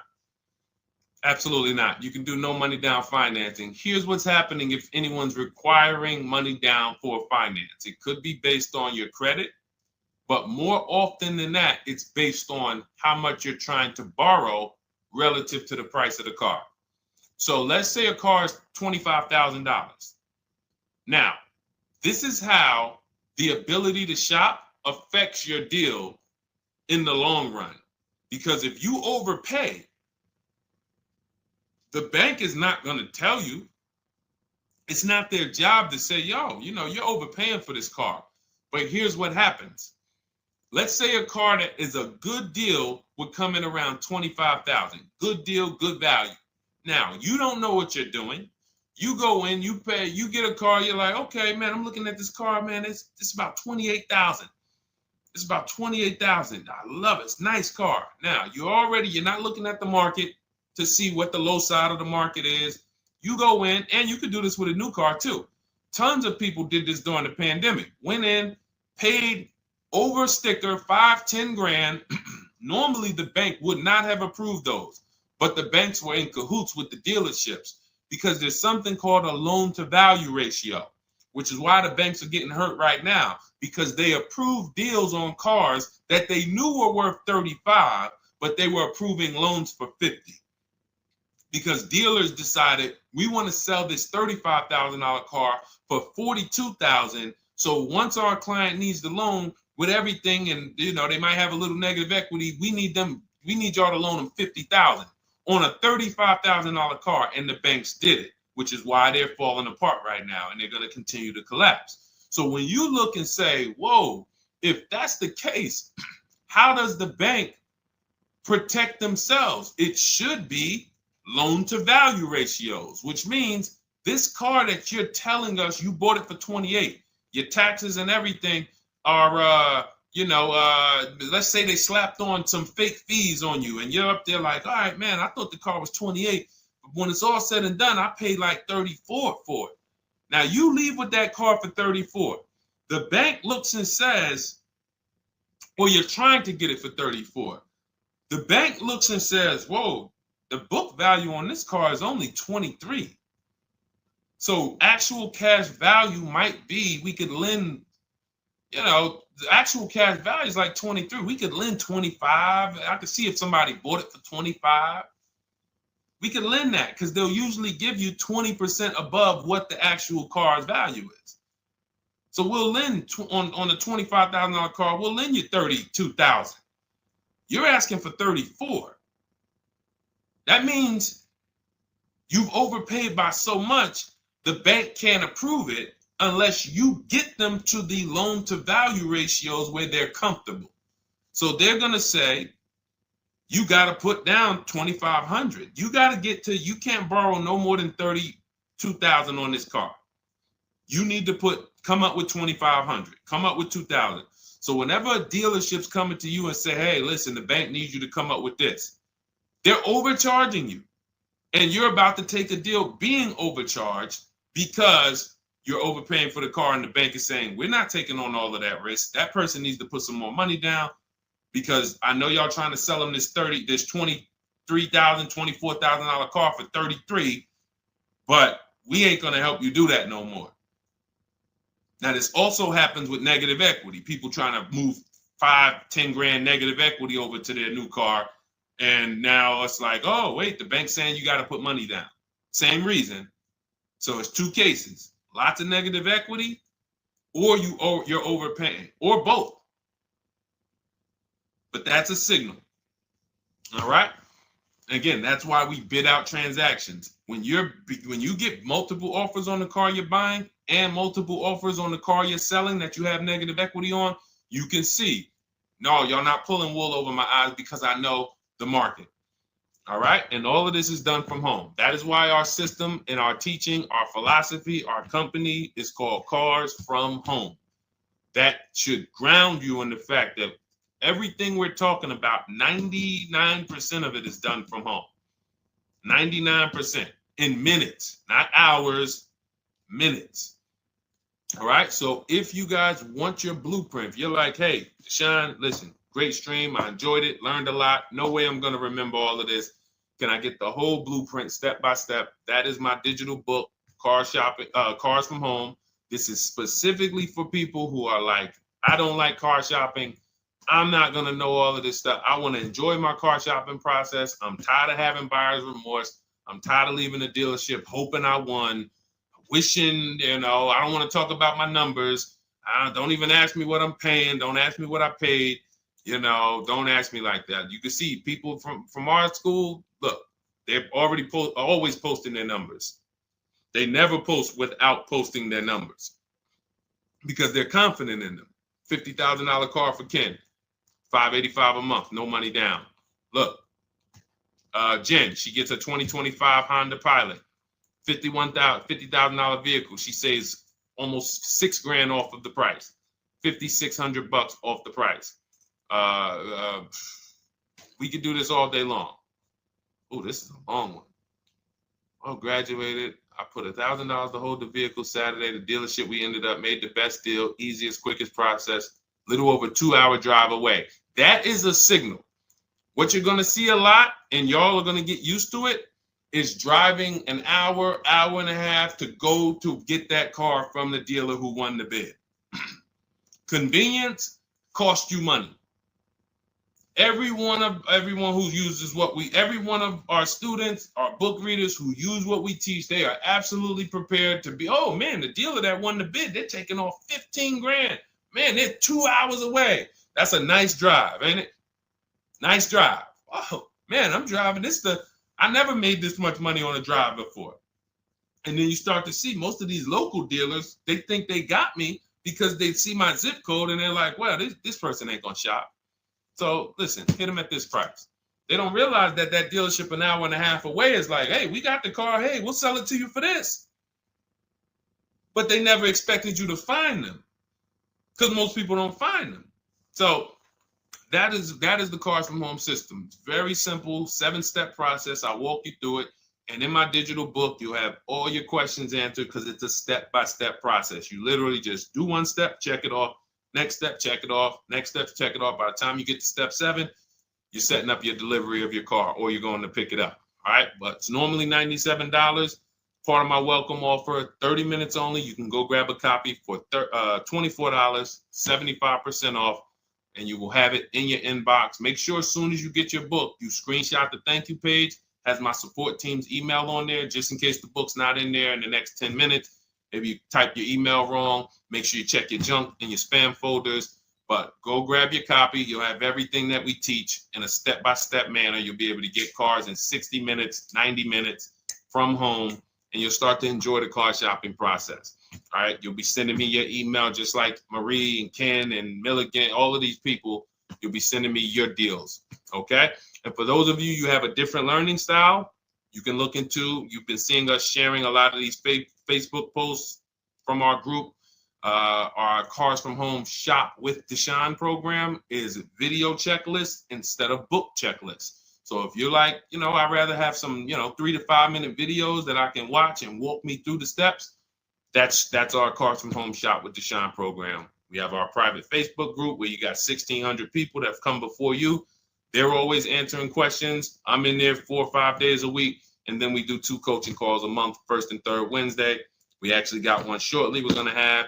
And, you get hands-on guidance. So that's hands-on, and some of you might like us to totally shop for you. That's going to depend on if you qualify. I would rather teach you to fish. The only reason we created Done For You is really for the wealthy people. I don't want you paying us to go shop for you. I would rather teach you to fish. But I know there are people who your time is so valuable, whether it's the money you make per hour. I could show you how to do this in 60, 90 minutes, 2 hours, but you would still say, I'd rather you guys do that. I got money to make. I'd rather be with my family. I want to be doing other stuff. Here, I pay for services that I believe in. That's why we created Cars from Home Done For You. I would much rather all of you learn to fish so that you can do this over and over and over again. Teach your kids, teach your family, teach your cousins, teach your neighbors, so that everyone knows how to do this Cars from Home shopping process. Okay? But if you're in that category, in that class where you're like, Deshone, no, I'm that person, then you book a call with our team and see if we can help you with Cars from Home Done For You. All right, so that's our stream for today. We will be back. Lady V, I talked about the updates. I think you asked that question and then you jumped off the stream. So just watch the replay and you'll see. There's new videos coming to day 5. The 25 to 5 process is being updated. So just as soon as you asked that, we talked about that for maybe about 5 minutes on here. I guess you jumped off. But yes, we'll be back tomorrow, Thursday, noon Eastern time. Meet us here with your questions, and we look forward to it. We'll be rebroadcasting this for those who didn't catch the whole show. We'll be replaying this throughout the rest of the day, and I'll see y'all tomorrow. Thank you. Thanks, D.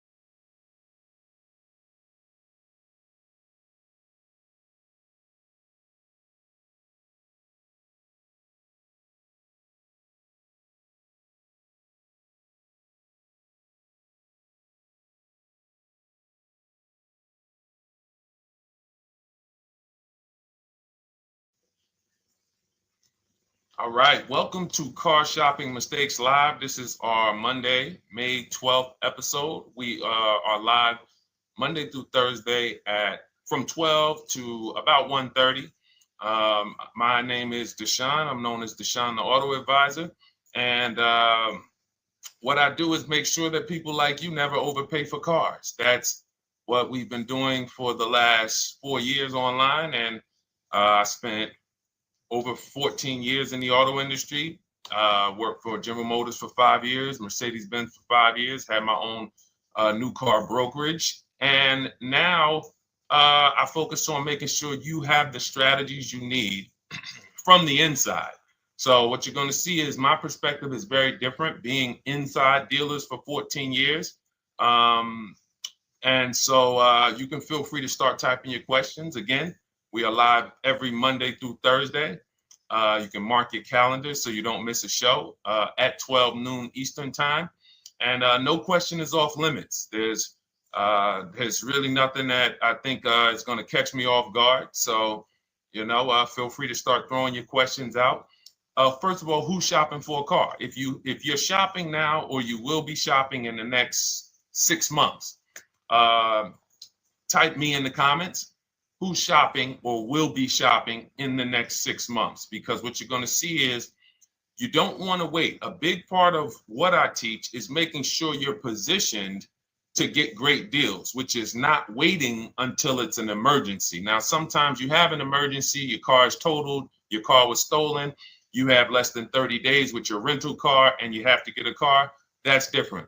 But we don't want to go into a $30,000, $50,000, $100,000 transaction waiting till the last minute. So who's shopping for a car? Let us know in the chat. Let me know. Hey, yours truly. Great to see you. Great to see you on YouTube. We are live on 4 platforms: YouTube, Instagram, Facebook, and TikTok. So I have my man Dolan, the best moderator in the world, bringing your questions in. So no matter what platform you're on, you can start typing your questions.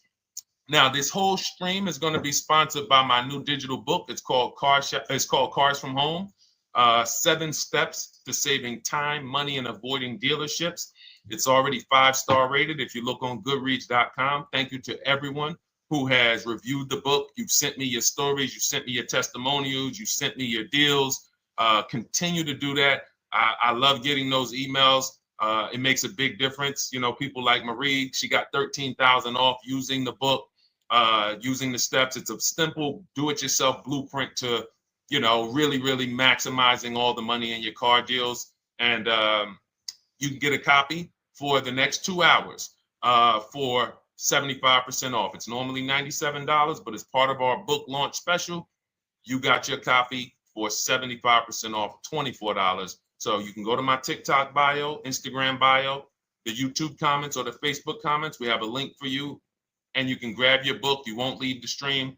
And you can come on back. Feel free to ask as many questions as your heart desires. All right. Good to see you, Nikki. Happy Monday. Great to see you. All right. So, okay, Dolan, let's start bringing in the first question. I want to check in on Instagram. And yours truly on YouTube asks, which fees can be negotiated on an offer for a used car? Great question. There's only 3 legitimate fees on every car when you're purchasing it pre-owned. Doc fee. Some people, you'll hear people say, "Oh, doc fees are made up fee." It's a legitimate fee. In fact, when you look on the purchase order, which is that long form after you get your car, you'll see it's oftentimes it's printed on there. So is it all profit for the dealership? Yes, it is, but it also is legitimate. Your DMV fees, plates, license, registration, and your taxes. So those are the legitimate fees. Now, what are not legitimate fees? Anything that's not those 3.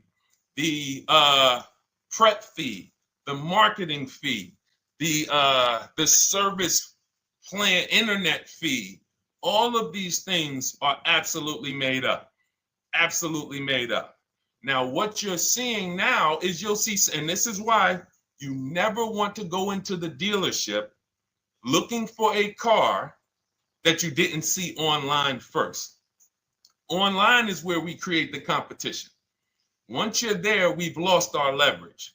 That's why everything we teach is called Cars from Home. 99% of your transaction can and should be done from home, where you can see that fine print, where you can actually you can see the dealers who don't have the fake fees before you get out there and waste your time with the ones who do. So you'll see all types of made up fees. Now, what is also being made up, let's go a little deeper on this, is the people,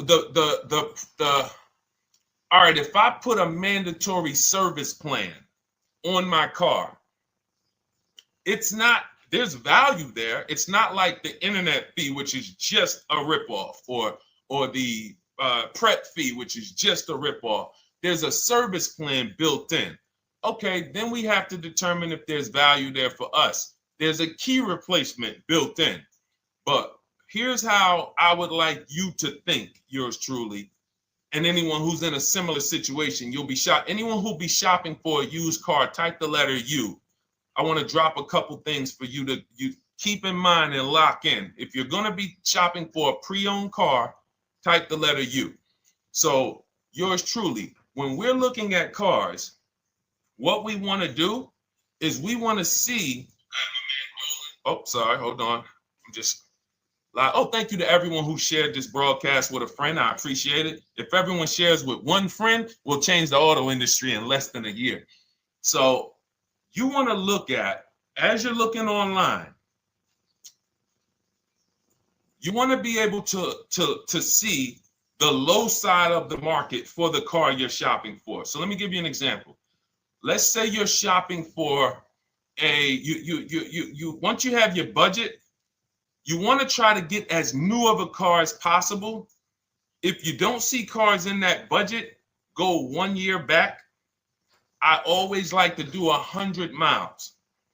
You don't want to just do this neighborhood shopping, because again, as someone who's been in dealerships, or who was in dealerships for 14 years, I can never be in dealerships now. No dealership I wouldn't want to work in a dealership, but there's no person who could tell you guys the unfiltered truth and be in a dealership. They're going to get fired. So, but here's what you'll see. The total cost is what matters relative to how much the car was when it was brand new. I don't want you to pay attention to what they're offering the car for, because that is a made up number based on algorithms and market. Who's ever seen somebody, sometimes you're on a website and it'll say, this car it's a fair deal, it's a good deal, it's a great deal. Who's seen that? That's based on an algorithm. It's not real value. Here's what's real value. Let's say you're looking at 4 Honda Pilots. They're asking $22,000 for one, $23,000 for the other, $24,000 for the other, $25,000 for the other. So 22, 23, 24, 25, right? Now you're looking and you're like, well, these cars look a little similar. This one, what's the best deal? Once you get the new window sticker of that Honda Pilot, you'll see one of these Honda Pilots was $45,000 when it was new. This other one was $46,000 when it was new. But this other one was $53,000 when it was brand new. And that's the one that's actually giving me the biggest discount. That's the value. Without knowing the original price of that car, we can't determine what value we're getting in the price they're offering us. And when we don't do this, we make this mistake. We end up doing what some people did during the pandemic. They paid the same price for pre-owned cars as they were when they were new. Everyone didn't do that, but a lot of people did, because they thought this was my only option. There were people who paid $27,000 for a Toyota Camry that was brand new, $28,000. This is how we prevent that. When we call that in Cars from Home, in my book, the true value discount. And this is how I bought my Infiniti truck. I was literally looking at 3 of them. 4 of them. They all had similar prices from 30 to 31.8. And literally the one of them was 46, one of them was 48, one of them was 52, and one of them was 55. So when you do that math, and I have a calculator in my book that does it for you, but it's simple. You just put the MSRP in and you create and you divide the asking price into the MSRP. And you'll see, oh, wow, this deal is giving me 42% off. This deal is giving me 30% off. So you see how simple it is now to shop when you look at it, when you're looking at it that way. Oh, this deal is giving me 30% off the original price. This deal is giving me 44% off the original price. Then you weigh those things out. Now, how? I know what some of you are thinking, Deshone, how do we get the original window sticker? You get the original window sticker. Some brands have it on the Carfax. They have a deal with Carfax. And then sometimes you can Google Maroney label. You're looking for this. I'll show a picture of Maroney label. That's a window sticker. This is what you're looking for. Maroney label. And you can do window sticker, new window sticker. There is a service out there that gets them for $5. Again, I'm not affiliated with it, but here's what you should be looking at. That $5 is like my inspection on a home. I'm only doing this for my top 3 to 5 cars. Top 3 to 5. And once I get that, boom, now, if you're not doing this, there's no way you can get great deals on used cars. It is literally impossible because all you're doing is basing it off of smoke and mirrors. So I'm here to tear back, to reveal this whole industry is smoke and mirrors. It's all about psychology, and it's not about you winning. It's about dealers making you think you won. Hold up. Wait. Wings Buff on Instagram said the audio is not working. I smell sabotage towards you.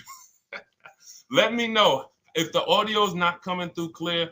Let me know, and we'll try to adjust it. I don't know. Yes, exactly, Amanda. It's called real value. Real value. We call it the true value discount. That's what it's called. So it's biggest discount from the original price. So when you're out looking for pre-owned cars, your only mission is to look at, you can ask the dealer sometimes, hey, you got the original price of the car? Again, you don't buy a new car without it. Thanks, Creole Queen. I appreciate it. She said on TikTok, we're fine on TikTok. I don't know why it may be coming through different on Instagram, but maybe log out, log back in, and let us know if it's something that is just coming through on Instagram. But you'll see the difference. Type $signs if y'all understand that before we move on, because we got a lot more questions coming in. But without getting the new car price of the used car, it's impossible. We can make up a price. We can literally just make up a price. Oh, we're asking $32,000 for the car. How do you know that's a good price? But when you know, oh, that car was originally $61,000, they're asking $32,000 for it. Oh, I saw another one over here. They're asking $30,000, but the original price was $50,000. It's not a good, you get what I'm saying? Lower price, which is what most people flock to. Oh, this one over here is $1,000 less. But that $1,000 less is getting you $8,000 less vehicle. Okay? Type $signs. All right. Yours truly said she's good. Did y'all get that? Y'all getting this? Let me know if y'all getting this. All right. Thanks, Sweet Now. All right. We are live. This is our Monday, May 12th show. We do these shows Monday through Thursday, 12 noon to about 1:30 p.m. Eastern time. So we'll also rebroadcast the replay throughout the day. So if you couldn't catch it live, definitely catch the replay, and you'll be able to catch up on anything you missed. EJ, great to see you on Facebook. How do I buy a Tesla since they only are online and at one price? Great question. You don't negotiate with Teslas because they are actually one price. So when you look at a Tesla, you're actually looking at something none of the car dealers do, but they want to make you think they do it. One price, which means when you come into a Tesla in New Jersey, same price in California, same price in Florida, same price in North Dakota. Every other brand Every single car is individually owned and operated. Every car dealership. And, I remember like somebody came on the show and said, oh, Nissan is overpriced. I said, no, whatever Nissan dealer you went to was overpriced. There's another one probably 10 miles away. There's another one 15 miles away. There's probably 8 more of them within 25 or 30 miles. When they can make you think, oh, we're all the same, they got you. Big mistake. Very expensive mistake. Thinking every dealer is the same. They're all different. Even the ones that are owned by the same people, most times are still in some competition with each other. But Tesla, unless you're buying a pre-owned one price, no matter where you go, no negotiation. That's what it is. No other brand is like that, though. Go ahead, Dolan. Next question. Good to see you, Nia. Good to see you, Chantel Davis. Vanessa, good to see you, Maze of Empathy. Jonas checking in on TikTok. Great to see everybody checking in. Yes, exactly. Now, I'm actually pulling up something from my first book. It was called 52 Car Buying Questions Smart People Don't Ask That Cost Them Thousands. One of the questions was, how, when, and why should you visit a car dealership? How, when, why? There's only 3 reasons to be in a car dealership. 3 reasons. That's it. You're there to pick up your car because they don't deliver. You're there to test drive a car, or you are there to have your car that you're selling them appraised. That's it. You're meeting with the used car manager to have a car appraised. That's it. Everything else we do at home if you want to get the same results that the people are getting who are getting. Look, this is Christopher. Thanks so much for these resources. Read your entire book last night. I've already been underway trying to put my deal together. What a great book. I have my quotes together, and now I'm ready to take the next step with the calculator. Now, what he's talking about, notice he said I have my quotes, plural, because we teach something called the 25-to-5 strategy. You're connecting with 25 dealers. This is for new cars and leases. Different process for used cars. You're connecting with 25 dealers online. I'd show you how to do that in 20 minutes. This is not car buying school. We're getting these cars and these deals in literally less time than it takes you to visit one dealership and buy a car. You'll be there for 8-9 hours. We'll put in a couple hours over a couple days. And I'm getting them. Eventually, you'll be able to be as quick as me. I get cars in 60 minutes. Does not matter what I want. 60 minutes. If I'm following up on a deal a couple of months, maybe 90 minutes is going to take me. You'll get there eventually, but in the beginning, take you a couple hours from home. Because what you're doing is you're creating a competition. You're using the internet to create a competition. So we get 5 offers on every car. We will not buy a car without 5 offers, because the only way that you're going to see the 80%, we call them the 80%. That's 80% of dealers that are overpriced. The only way you're going to see that is to get 5 offers. It's going to blow your mind. That's when the veil is lifted. The first time now, if you want to do it your way, you want to call around, get the offers, call around, ask for it, try to not, fine, do it that way. As long as you talk to enough dealers to get 5 offers, because then you're going to see, whoa, they've been playing me. How is it that I'm shopping for the same car? I called and got the same. I called on this Hyundai Sonata. One dealer's telling me it's $480 a month. One dealer's telling me it's $450 a month. One dealer's telling me it's $420. One dealer's telling me it's $375. Another dealer's telling me it's $340. That's when you know you did it right. So and here's how you know you've done it right. If you don't see a $3,000 to $5,000 spread from your best offer, which we call the 20% dealers, to the worst offer, you didn't shop correctly. We have people all around the country, We've been helping people since 2021. In fact, during the pandemic, we had people really killing it because they were selling their cars for 7 grand, 12 grand more, putting that equity in their bank, doing leases, no money down. So it was a phenomenal time for people who had cars to replace and were making dealers bid to get their new cars. So doesn't matter the market. But until you actually do it, you're not going to, it's harder for you to believe it. You get what I'm saying? It's harder for you to believe, wait, you mean 8 out of 10 dealers are overpriced? 8 out of 10. That's why you must get 5 offers for you to see, wow. My highest offer is $200 a month more, and that's my local dealer. That's the dealer that's 20 minutes away, because oftentimes some of your closest dealers, when they see your zip code, they'll be like, oh, this person is not going to shop us. Let's give them this offer. It's that dealer that's 45 minutes away, an hour away, when they get your notification on their website and they're like, whoa, okay, this is a person in our competitor's market. Let's take this deal from our competitor. It's going to blow your mind.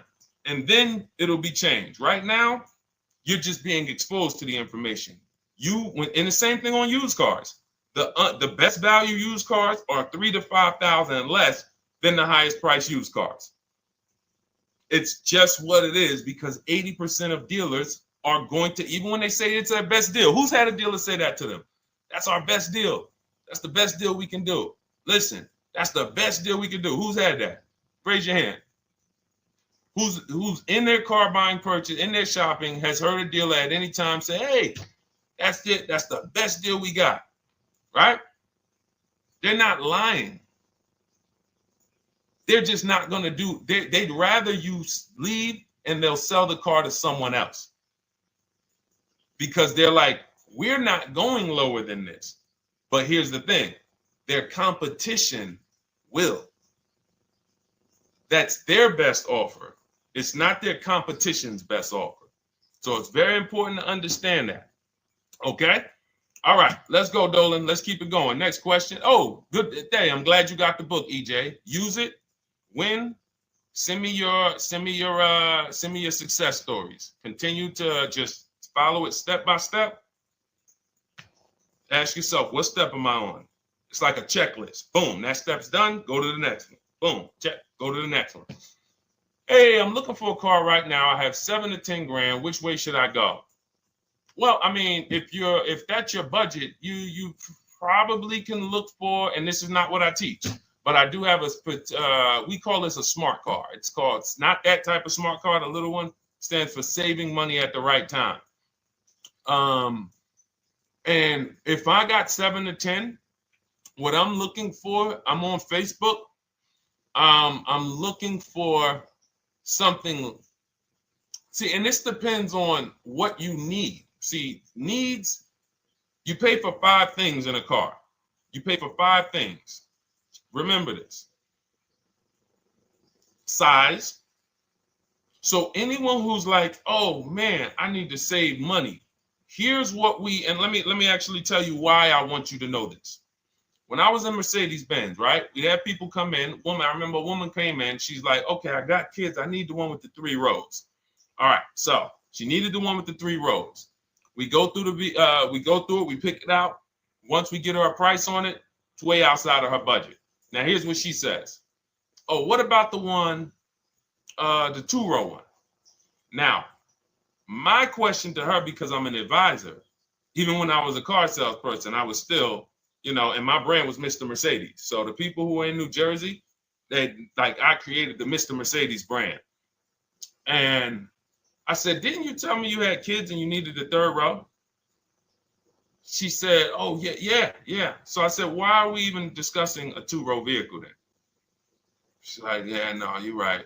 I'm like, this is just not the vehicle for you. And that's okay.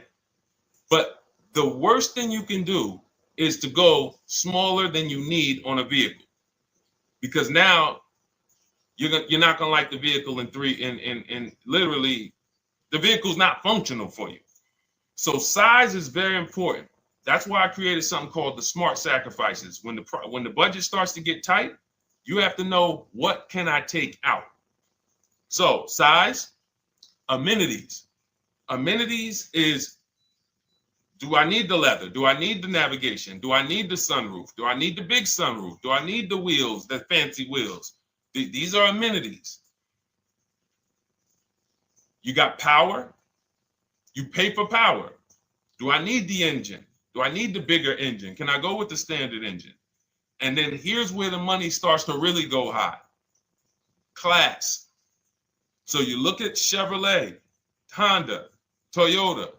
Okay, that's class. You go to the next class, you're looking at, let's go Infiniti, Acura, Lincoln, Genesis. These are the next class, which means you can have a vehicle, same size, same amenities. It's 10,000, 15,000 more, different class. Then we go, and of course you have Mercedes, BMW, Jaguars, somewhere in between, Lexus. These are going up in class. So, and then the last thing you pay for, which is really expensive, is exclusivity. So when you have a vehicle, oh, no one else has this vehicle, you're going to pay for that. You can have a super small vehicle. It doesn't have a lot of features, but no one has it. It's a ton of money. So as you're looking at your car with a $7,000 to $10,000 budget, you got to ask yourself, what can I take out? And I say, don't let it be size. Go with the smallest vehicle that will suit your needs, and then get the lowest number of amenities that'll suit your needs, the lowest amount of power, and then you look for the most recent vehicle.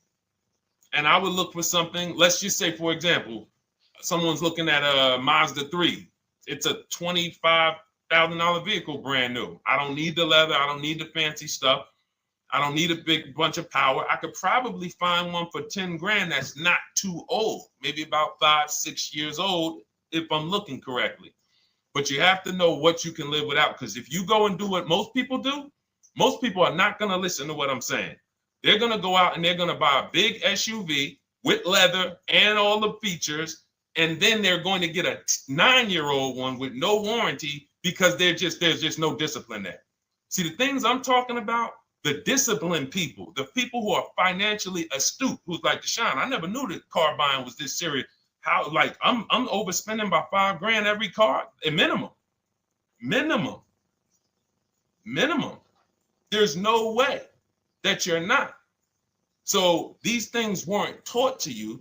None of us were taught how to buy a car. We were literally indoctrinated into, this is how you get cars, ladies and gentlemen. And who indoctrinated us into that? The auto industry. The auto industry. No one told us, oh, create competition, shop for cars like you shop for other things online. There is an internet, there is. No one taught us that. So you have to say to yourself, all right, boom, I got to unlearn so that I can relearn the new way to make sure every time I get a car that I love and I get the most for my money, which is not what most people are doing out here. There's blood in these streets. You hear people, oh, there's no cars, there's no deals. They're walking in the dealer saying this stuff. Like, you're going into a person who wants to sell you something and giving them all the strategy, all the ammunition to sell you, raise the price. Hey, man, I've been looking for this car. Not many people has it. Cha-ching. Thank you for telling me that. Oh, man, the tariffs are coming too, right? I hear the tariffs are coming, so things are getting more expensive, right? Yep, absolutely. Yes, they are, Mr. Customer. Thanks for saying all of this stuff. That's how most people buy cars. That's why the auto industry is just printing money on the public. So you got to change your behavior, and that's what we do here. And it's easy, and it's fun. You look at the people. Look, and we'll take some more questions because I see we got one that just came from Nurse Gregory. I got you on TikTok. So this is our Monday, May 12th live show. So we are live. You can feel free to type your question. We rebroadcast this show throughout the day, but we are live every Monday through Thursday at 12. So, but look, when you look at the confidence from Brian. Look, just finalized my deal. First ever lease using your system. 2025 Honda HR-V Sport, $30,000 MSRP, $395 a month, 1.2 ratio. That means he understands how to value leases when he's putting his ratio. 12,000 miles, 36,000 miles, 36 months, no money down. Initial quote was 434. Then he used our calculator, and the counter offer came down to 394. Listen to the confidence. Look, I bought your book, use your system, just closed my deal, have positive results to report. A caveat is I wanted a newly released 2026 Genesis, not even out yet, not even out, GB70. And there are no incentives. I could have gotten incentives on the 2025. However, I wanted the 2026, was willing to pay. I reached out to 20 dealers. We show you how to reach out to 25, but on a Genesis, may not have been as many dealers because it's more of a luxury brand. They haven't built as many dealers for Genesis yet. He says he received 9 offers. Look, that's how we know when you're doing it right. 5 offers, 9 offers, 7 offers. How many offers do you get? Thanks, y'all, for running those likes up on TikTok. Could y'all just keep double tapping the screen every time you hear something you like? You're going to see those likes continue to run up. See, this is it. I'm happy with this. Look, he gets an $815 a month payment on a $58,000 vehicle, 1.4. Now, again, 1.4 is incredible value when you add up those payments relative to the MSRP and taxes. Our goal with leases is to be under 1.5%. Now, I know for a fact he could have gotten about 1.2 on a 2025 Genesis because I just saw a person who's using our system get that. Phenomenal deal. But he wanted that 2026. So he gets his bids. And again, until you see the other offers that are 150, if every single time you get a car, you're not seeing $3,000 to $5,000 minimum from the car you get to the other offers that were offered to you, then you weren't shopping correctly. And again, if you want to do it yourself, you want to call around to get quotes, feel free to do that. We do this all online without talking. Who doesn't like to talk to dealers? Type me in the chat. You don't like to talk to dealers. So the people who are using our stuff, they're not going in trying to remember, oh, I'm in the dealership now. Let me say, what did Deshone tell me to say? All right. Oh, man, I'm not supposed to tell them about my trade-in. That's old 2005 stuff that car dealers been on. We've been knew about that stuff, that you were holding your trade-in till the end.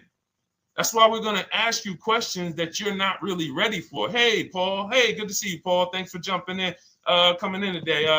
The car you drove up in, whose car is that? That's what you've been driving for a couple of years? Yeah, okay, yeah, that's yours. Okay, perfect. So we are already trained to ask you questions that we're going to get the information.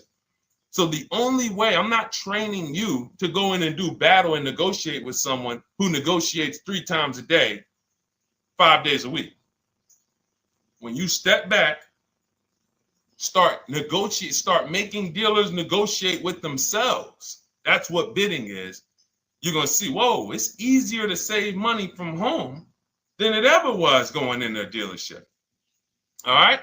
Good to see you, Jamel, on YouTube checking in. Good to see you, Paul, on Facebook checking in. We are live on Facebook, Instagram, YouTube, and TikTok. And for those who, hold on, let me see. Do I got any sharers? Who shared the broadcast? Raise your hand so far. Raise your hand so far if you shared the broadcast with a friend or if you hit the share button. Nurse Gregory? All right, Nurse Gregory, send me a DM. You got a free copy of my book. Let's see. That's it. I don't think we have any. No, if you share now, it's too late. So I wanted, let me see. Because Nurse Gregory, you have been on the show for a little minute. See, I do that stuff every now and then. I do that stuff every now and then. That's why when I ask you guys, like, to help me get this message out so we can help more people, you never know when I'm going to just say, you know what? You got a free copy of the book. So, I ask you guys to continue to share this broadcast so that we can help more people. Like, this is not about, because follow me. until most of the country is actually shopping from home, it makes our job shopping from home a little bit harder, because literally dealers know on a weekend, they come to us on Friday, hey, how many appointments we got? We got 200. 200 over the weekend.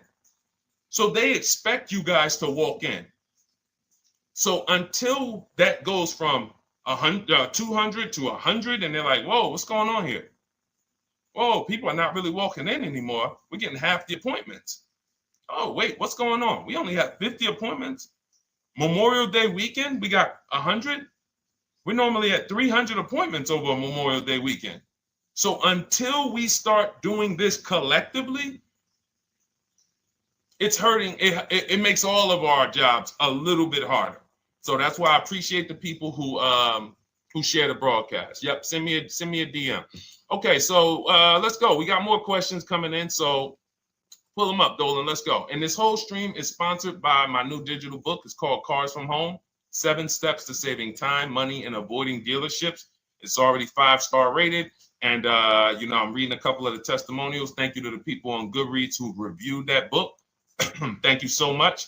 And it's normally $97, but as part of our welcome offer, you can get yours for $24. That's 75% off. You can go to my TikTok bio. It's only for 2 hours. So once that 2-hour timer goes to 0, price does go back up to $97. So head to my TikTok bio, the Instagram bio, YouTube comments, or the Facebook comments. Grab yours for $24. Save you 75%, and just use it. It's a step-by-step blueprint checklist to dominating the car market. Okay? And someone remind me to talk about the 3 pillars of great car deals before I end the show. Please, the 3 pillars of great car deals. We got about another 45 minutes, but remind me before we end the show. If you don't operate with the 3 pillars, there's no way you can get a great car deal. And I know this sounds like bad news, but I can't get you the good news. I'm like a financial doctor. And we have financial cancer when it comes to cars. So it's not a pleasant thing, but we can get you to the other side.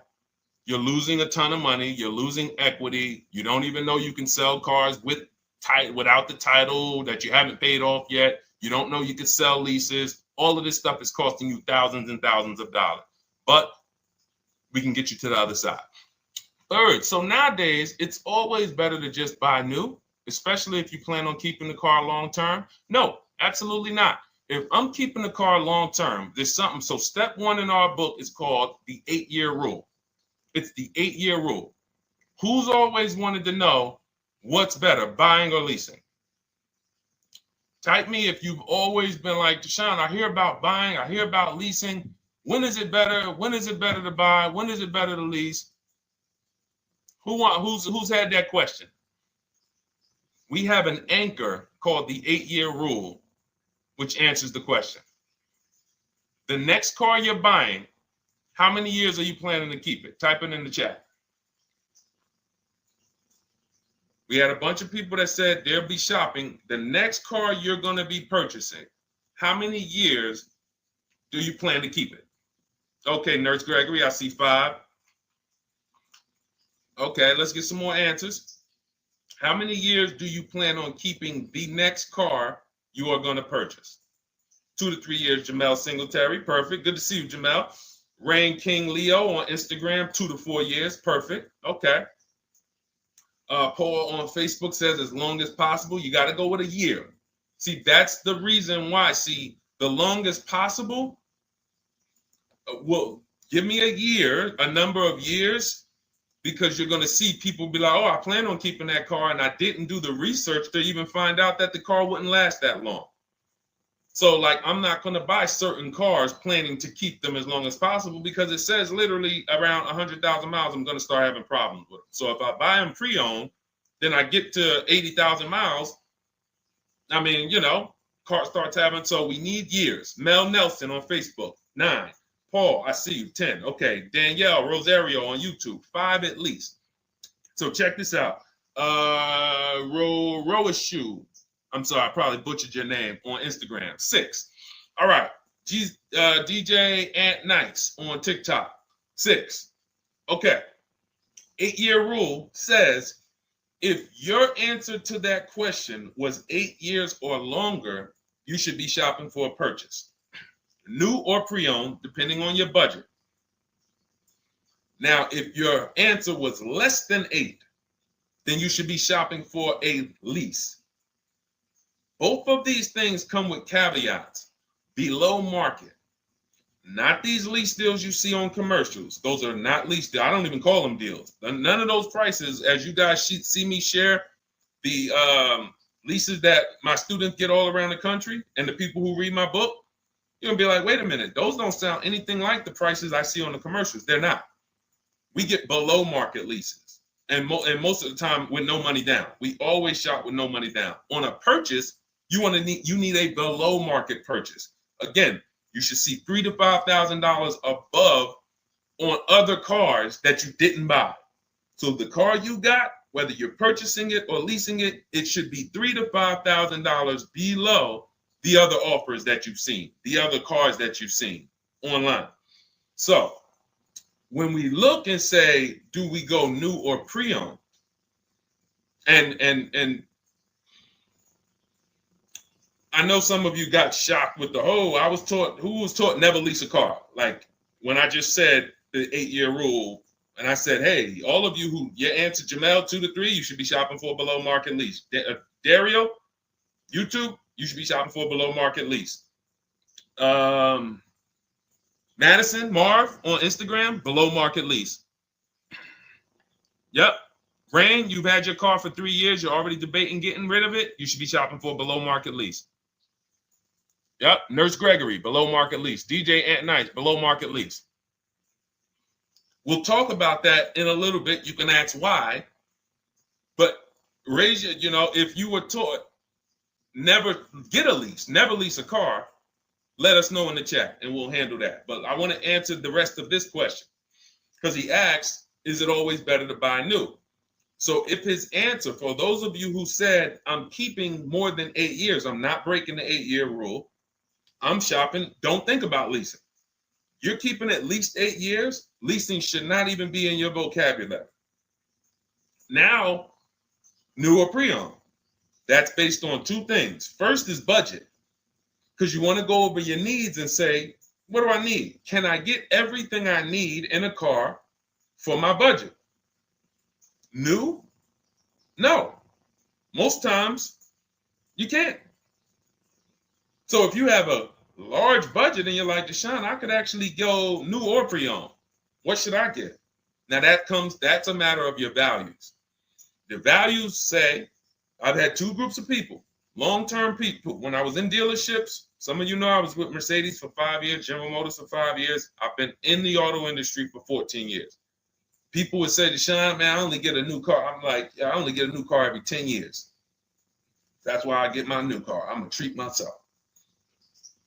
That's values. Now, some people say, well, I could afford both, but you know what? I want to knock 20, 30, 40% off the price. That's values. So it's a matter of your values. If you can afford both. But no, there's no one-size-fits-all formula. That's what got you guys in trouble. That's where you get in trouble at. Listening to people online and say, all of you should do this. All of you who's heard people say, this is the funniest thing in the world to me. Who's heard people say some teachers, car gurus who've only bought 30 cars in their life, they think they're a guru. Who's heard them say, never buy a new car? No one should ever buy a new car, ever. Who's heard that? Who's heard that? Who's heard that? I'm going to tell y'all how funny this is and how bad this advice is. And one day, I would love to be on a panel with like people who talk cars. All I need is 10 minutes. We're gonna rip them from leasing down to everything. So everyone should buy a used car, right? Oh, wait, I don't want to talk about your dad though. Miss Uday, she said I heard it from my dad. All right, but your dad probably is not saying everyone should buy used cars. There are people who say, all right, Paul, you've heard it. All right, Rain King Leo, you've heard it. So let me ask you a question. If we ask some of these people who swear, hey, none of you should ever buy, and they talk to millions of people, and they preach this, no one should ever buy a used car. So here's the question. how do the cars become used? If no one should buy a pre-owned car, if no one should buy a new car, rather, how do the cars become used? So let's just say you could snap your fingers. So if you had it your way, no one would buy a used car. No one would ever buy a used car, ever. So you snap your fingers, that would be your wish, right? Yes, exactly. So how do the cars become used then? So if something that you're suggesting could not get 100% market penetration, it's not a good idea. It's not realistic. There are people who should be leasing new cars below market. When you lease a car, you get a brand new car that year, 2025, all the latest and greatest. You're the first driver, unless you get a demo, which has maybe, it's a couple months old, within a couple thousand miles. But other than that, it's a new car. That's what you're leasing. Got to get multiple offers or they're going to overcharge you. You'll go in, you try to go in and, hey, work me up a lease deal. You'll be like, whoa, this doesn't sound like what Deshone said those leases. But that's got to say, because we don't go into dealerships to get lease prices. We stay at home and get multiple prices from home. You're walking into an 80% dealer. But yes, that's the difference. So the 8-year rule is to be your anchor for when I should actually be buying or leasing. And then once you go and say, I'm buying because I'm keeping 8 years, then you let your budget dictate whether you're going to shop new or used. And then you if you could afford both, it's a matter of your values. You want to treat yourself to a new car because you can afford it, make sure you get a below market deal, multiple offers, or do I want to get a pre-owned car so I can knock 20, 30, 40% off the price? Okay. All of this is in my digital book, Cars from Home, 7 Steps to Saving Time, Money, and Avoiding Dealerships. You can get your copy for 75% off for the next 2 hours. That's our welcome offer. And you'll have everything I teach about how to get below market leases, below market purchases, below market bank bidding wars. We created something called the bank bidding war. For those of you who are going to need a loan, where do you get your loan from? Some of you say the dealer. Some of you say, oh, I get it from my credit union. Some of you say, oh, I get it from my bank. This needs to be a bid, because whenever you're doing it like that, you don't know. How do you know for sure that that was the best interest rate you could have got? 2 points on a loan could be $2,000. 2 points. So if somebody said, oh, I'm paying 6.9, but you could have got 4.9, literally thousands of dollars. So, and again, that goes into the 3 pillars of great car deals. We haven't discussed that yet. We'll do that before the end of the show. All right, let's go. More. Oh, by the way, for those of you who I didn't finish the sentence, you want your copy at 75% off instead of the $97, which is the normal price. You get it for $24. Head to my TikTok bio. There's a link there. Click it, and then head to my Instagram bio. There's a link there, and then we have a comment in the Facebook and YouTube comments for you to grab your copy for 75% off. Once it's 2 hours expires, goes back up to $97, and it's still worth every penny, because as you can see, Marie used it and she saved $13,000. So what's her return on the investment of $24? Just wanted to reach out, say thank you. Using your guide, which is the book, I saved over $13,000 off MSRP, got my payment to be hundreds lower per month and maintenance included, no money down. Just wanted to say thank you. Keep sending me these emails, y'all. I love bringing these emails onto the show. Like our world, that what we do with these cars it's a whole different world. Like, that's a great show, but it's also our life. Like, different, it's a different world. We operate in a different world. I got a lot of books on my shelf here. I cannot tell you books that actually give me ROI like Cars from Home. Like, she bought a $24 book. Even she might have got it for $97. And she saved $13,000 on one transaction. What about her? What about her significant other, if she has one? What about her children? What about her family and her household? What about when her mom or dad needs a car? It's endless ROI for one investment. Okay? So shout out to everybody that got their copy. Please keep sending me your emails. I love getting them. Let's go, Dolan. Next question. Awesome, DJ and Nice. You're gonna love it. Like, let me just say this one thing. Keep Dario's Dario from YouTube, keep his question up. But I want to say this to you, DJ and Nice. My niece, she's 20. Some of you heard me talk about her on earlier streams. She told me, listen, Uncle, when she asked me, what should I do? I said, I knew she's not keeping the car 8 years. I asked her because there are some young people who just are not into cars. Like they will literally drive one car long term, but typically in your 20s, things are changing, jobs are changing, families changing. Your needs for the car may change. So I'm like, listen, 8-year rules. You should be shopping for a lease. You're going to save way more money. Most people go out there and they'll tell you go buy a used car, and they'll put you in a used car, $300, $400, $15,000 is only, that's $300 a month. They'll go and put you in a, $400 payment, $20,000 used car, $18,000 used car. You barely got a warranty. Maybe you got no warranty. So in a year, 2 years, you better have a tow truck on speed dial, just so, you never know. You get what I'm saying? Not saying it's a bad car. Used cars, 5-year-old, 6-year-old, no warranty. You better have roadside assistance. So I said, let's do this. Pick a new car, go drive one, pick one under $30,000. Because she said, I would like my payment to be like, under $350. I'm like, all right. She's got her credit to where it needs to be. This is why we should have our young people with their first credit card early, or as a what's the term? It's slipping my mind. When we add our young our people to our account as parents, authorized user. And so she goes out. She drives the Hyundai Sonata. I said, okay, perfect. She said, I like the car. We get her offers. We started getting offers for her Thursday. By Saturday morning, her best offer was $338. We sent out counter offers because I have a counter offer calculator in my book. So when we get the offers, this stuff takes you minutes. Again, I'm not inviting anyone to college to be a car salesman. I'm inviting you to a system that will help you get cars in 90 minutes. So we get her offers.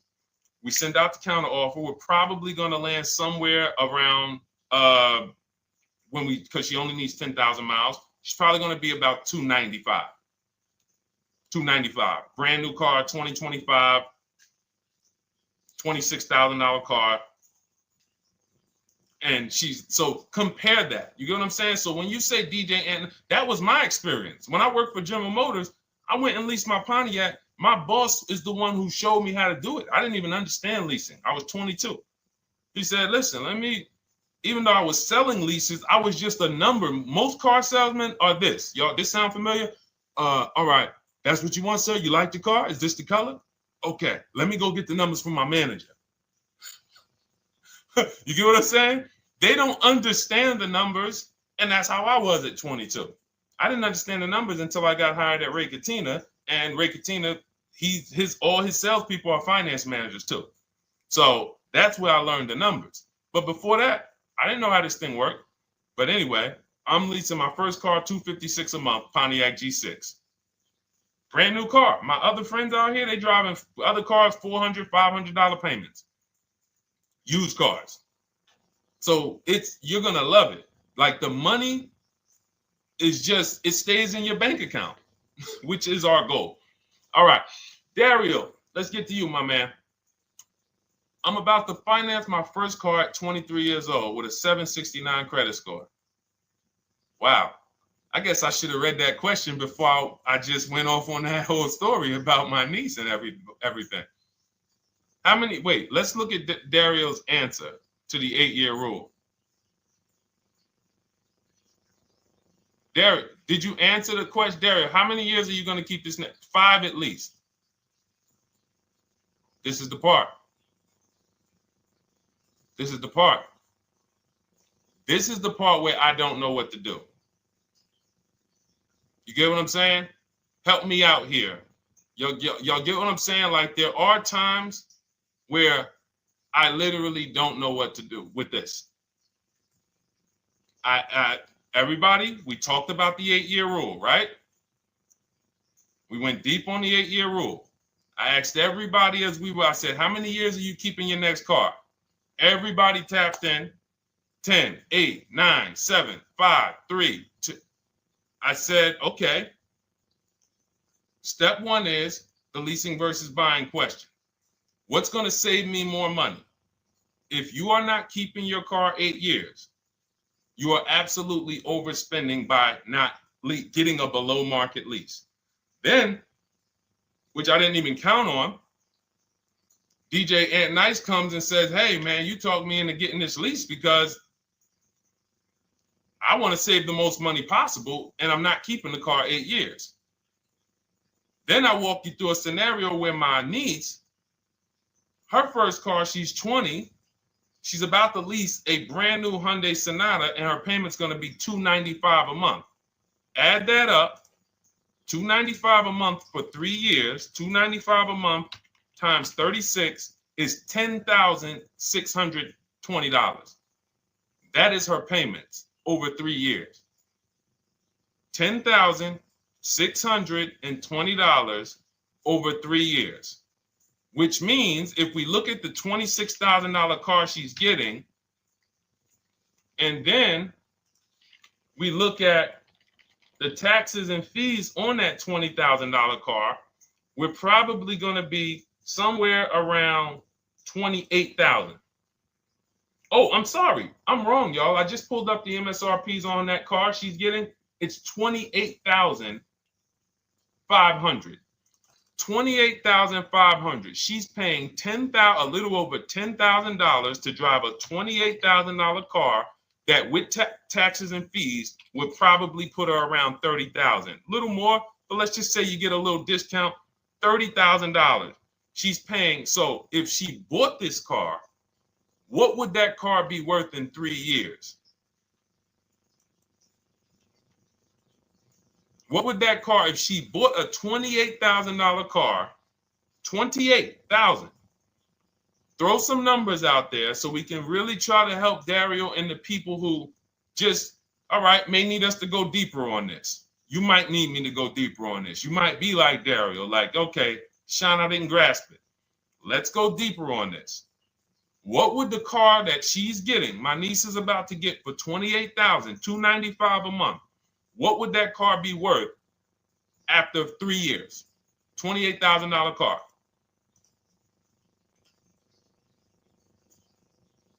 KJ Wonder, it's in the bio. Just click that link in the bio and you'll see a link that says $24 welcome special. Go grab it and come on back to the stream.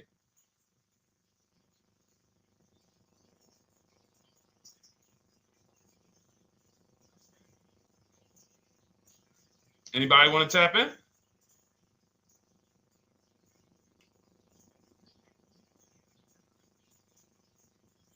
Thank you, DJ and Nice. I don't think that's right. So a $28,000 car after 3 years is worth 23? No.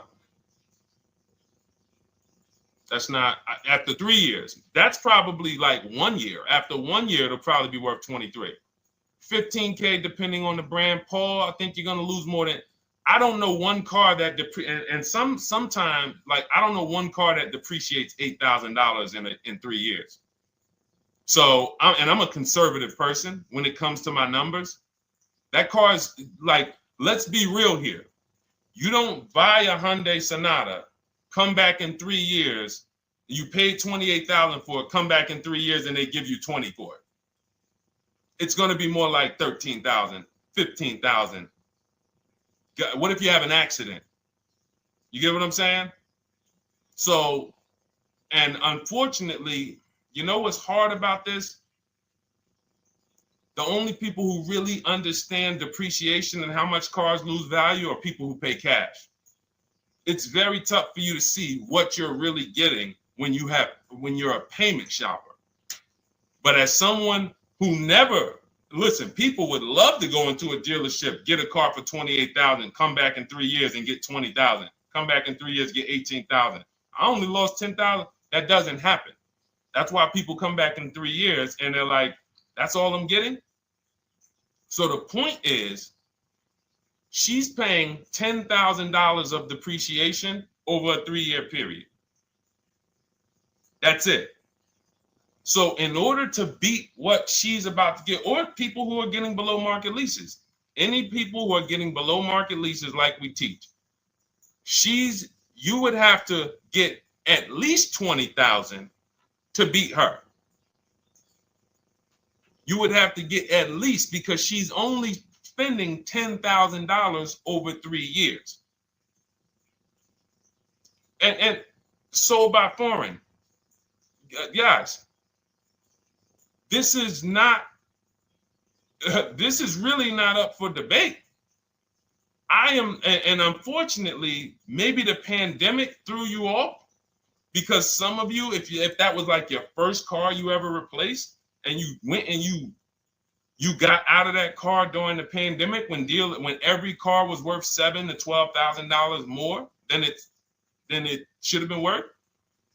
You can't do that today. And we had people right after the pandemic writing me saying, "Oh, yeah, I'm gonna do this, and then I'll go and trade that and get all my money back like I just did before." No, that was a very rare case of limited supply, the supply chain of cars.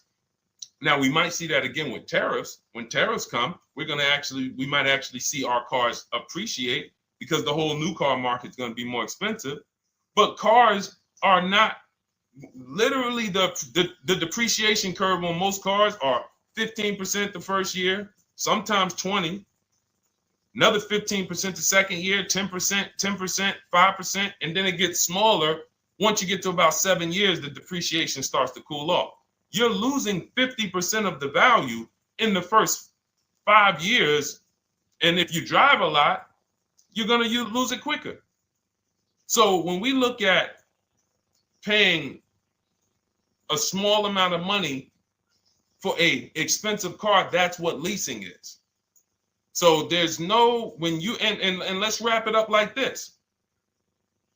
If she would have bought this car, this same, because this is really a leasing versus buying lesson.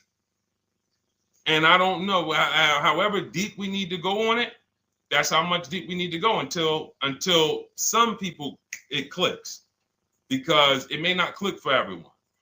I'm trying to make it as simple as I can, which is why I'm only talking about what's coming out of your bank account. Like, isn't that what we're supposed to care about? But for some reason, some of us are thinking about other things when it comes to cars. We go into somewhere else. So let's look at if she would have bought this same car, the same $28,000 car with taxes and fees, probably about 31 and change. But let's just round it off to 30. What's her car payment, everyone? Those of you who know the rule, every $5,000 is about how much per month on a loan?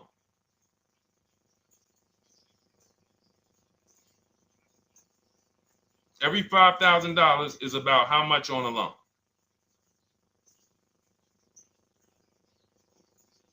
Now, every 5,000, thank you, DJ Ant Nice, you got it, $100. So again, these are videos that I make that, thank God, has been seen hundreds of thousands of times, some of them into the million. Every $5,000 is about $100 per month on a 5-year loan. Yep, you got it, Jamel.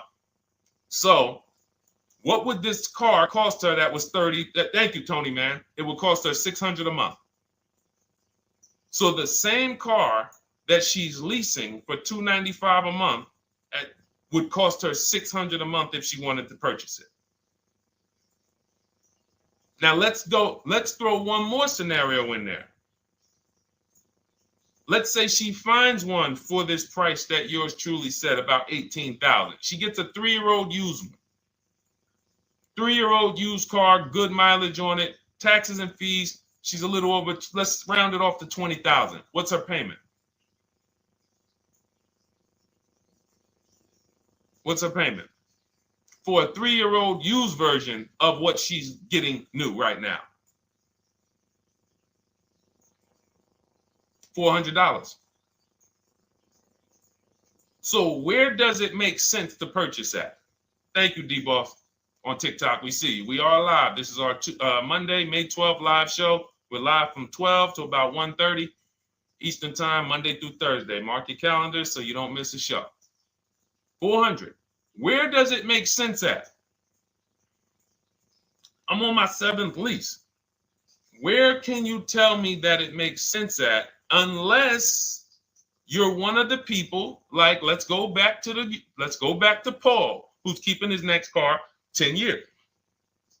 Let's go to, Paul on Facebook. Let's go to, who else we got? We got a bunch of people that said 8 to 10. Nope, not too many. That's why I read all of that, and I'm like, yo, all of you people should be leasing 10 years.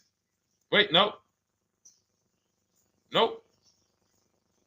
I can't find many of you who said you were going to be keeping more than 8 years. So where does it make sense at?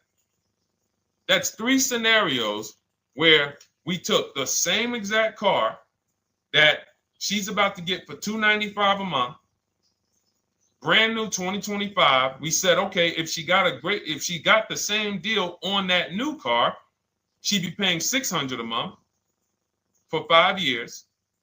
If she took it for a 6-year loan, she'd probably get her payment down to $500, but that's for 6 years. And again, she's not keeping the car that long. So when she goes to replace it, she's probably going to have negative equity in 3 years, like most people. Come back, every single car transaction you do, oh, I'm replacing it. Oh, you got negative equity. Oh, dang, how? This is how. And then we took another scenario of her buying a pre-owned one, and her payment on a 3-year-old one with 1 year left of warranty is higher than her payment on the new one. Where does it make sense? Thank you, Tony, man. It doesn't. It doesn't. Listen, depends on the interest rate and the length of the loan. We always, this is an average interest rate. So it's not going to be, your interest rate isn't moving you from from every $5,000 on a loan being $100 a month to every $5,000 on a loan being, $50 a month. No, it's not the way it works. Good interest rate, maybe every $5,000 is $90, 85 tops. It's not 50, to the point where, and this is how people get in trouble. That's why our people don't get in trouble, because they don't go in looking at a $20,000 or $30,000 car saying, oh man, I'm gonna get that to $400 a month with no money down. Yeah, you'll get it to $400 a month with no money down. Your loan's gonna be 96 months. So when we have these boundaries, this is how we move. We're not even talking about the bidding process. We're talking about the bidding process is how we get the dealers to give us the best prices. Right now, what we're talking about is structuring our deals. Because if you go out and you get a great deal on a purchase, but you should have leased, you got a bad deal. You got a bad deal. If you go out and you get a great deal on a purchase, let's just say she gets $5,000 off this car. So instead of 30, she purchased it, she got them to knock off $5,000. Her payment still, instead of $30,000, it's $25,500 a month. Thank you, Just Enjoy, appreciate it. It's fine. So a great deal on a purchase, when you are not keeping the car 8 years, is a bad deal, because it cannot compare to if you had gotten a below market lease. It just doesn't compare. That's why I'm showing you these numbers. I'm a math person. I was in calculus as a junior. I love math. And my goal is to try to make the math simple by just showing y'all, hey, here's 3 scenarios: new car, used car, lease. Here are the numbers: $600 a month, $400 a month for the used car, $295 a month for the lease. But we say we want to save money. We say, oh man, things are getting more expensive. Money's important. But we're still letting old mindsets make us do things that don't serve us, because we were taught that, even though it makes no financial sense. So the hardest thing that I have to do is get you to unlearn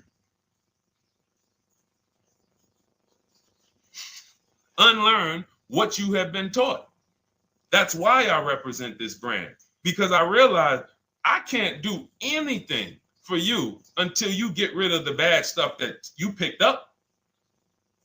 You didn't go to school and you were indoctrinated into, this is how they taught me to get cars, even though it makes no sense. It creates buyer's remorse. You leave the dealership hoping you got a good deal. I hope I did all right. You wouldn't bet a dime on it. If somebody came up to you, hey, would you bet money that you really didn't get a good deal? You would be like, oh no, I wouldn't take that bet. I don't. No, you have no confidence, no guarantees, nothing. And this is what people are still staying in. So when we talk, we're inviting you to the new way. We call it, this is the new way. And so everything that we're talking about, you can get in my literally my video, my step-by-step checklist, Cars from Home, 7 steps to saving time, money, and avoiding dealership. You don't have to worry about trying to remember this. You can literally get it in book form. It's a digital book. You don't have to wait for the mail. And the thing about the digital book is when something new happens, I update the book. Like a year ago, we had Room in the book. Room went out of business. If you had a physical copy that you had bought, now here I am talking to you about, oh, now guys, you got to get volume 2. No, I just went in, we update the master file, Room's going, process stays the same. So that's the thing. So it's normally $97, but as part of our book launch special, you can get your copy for $24, 75% off. It's a 2-hour only offer. So next 2 hours, if you visited, you'll see the timer. Once it gets to 0, the investment is $97, and it's worth every single penny. The return on that $97 will be incredible. But if you get there before the offer expires, you get yours for $24. So head to my TikTok bio, click that link, my Instagram bio, the YouTube comments, or the Facebook comments. We have a link there for you. Grab your copy for 75% off. All right. All right, Dolan, let's go. We got time for a couple more questions.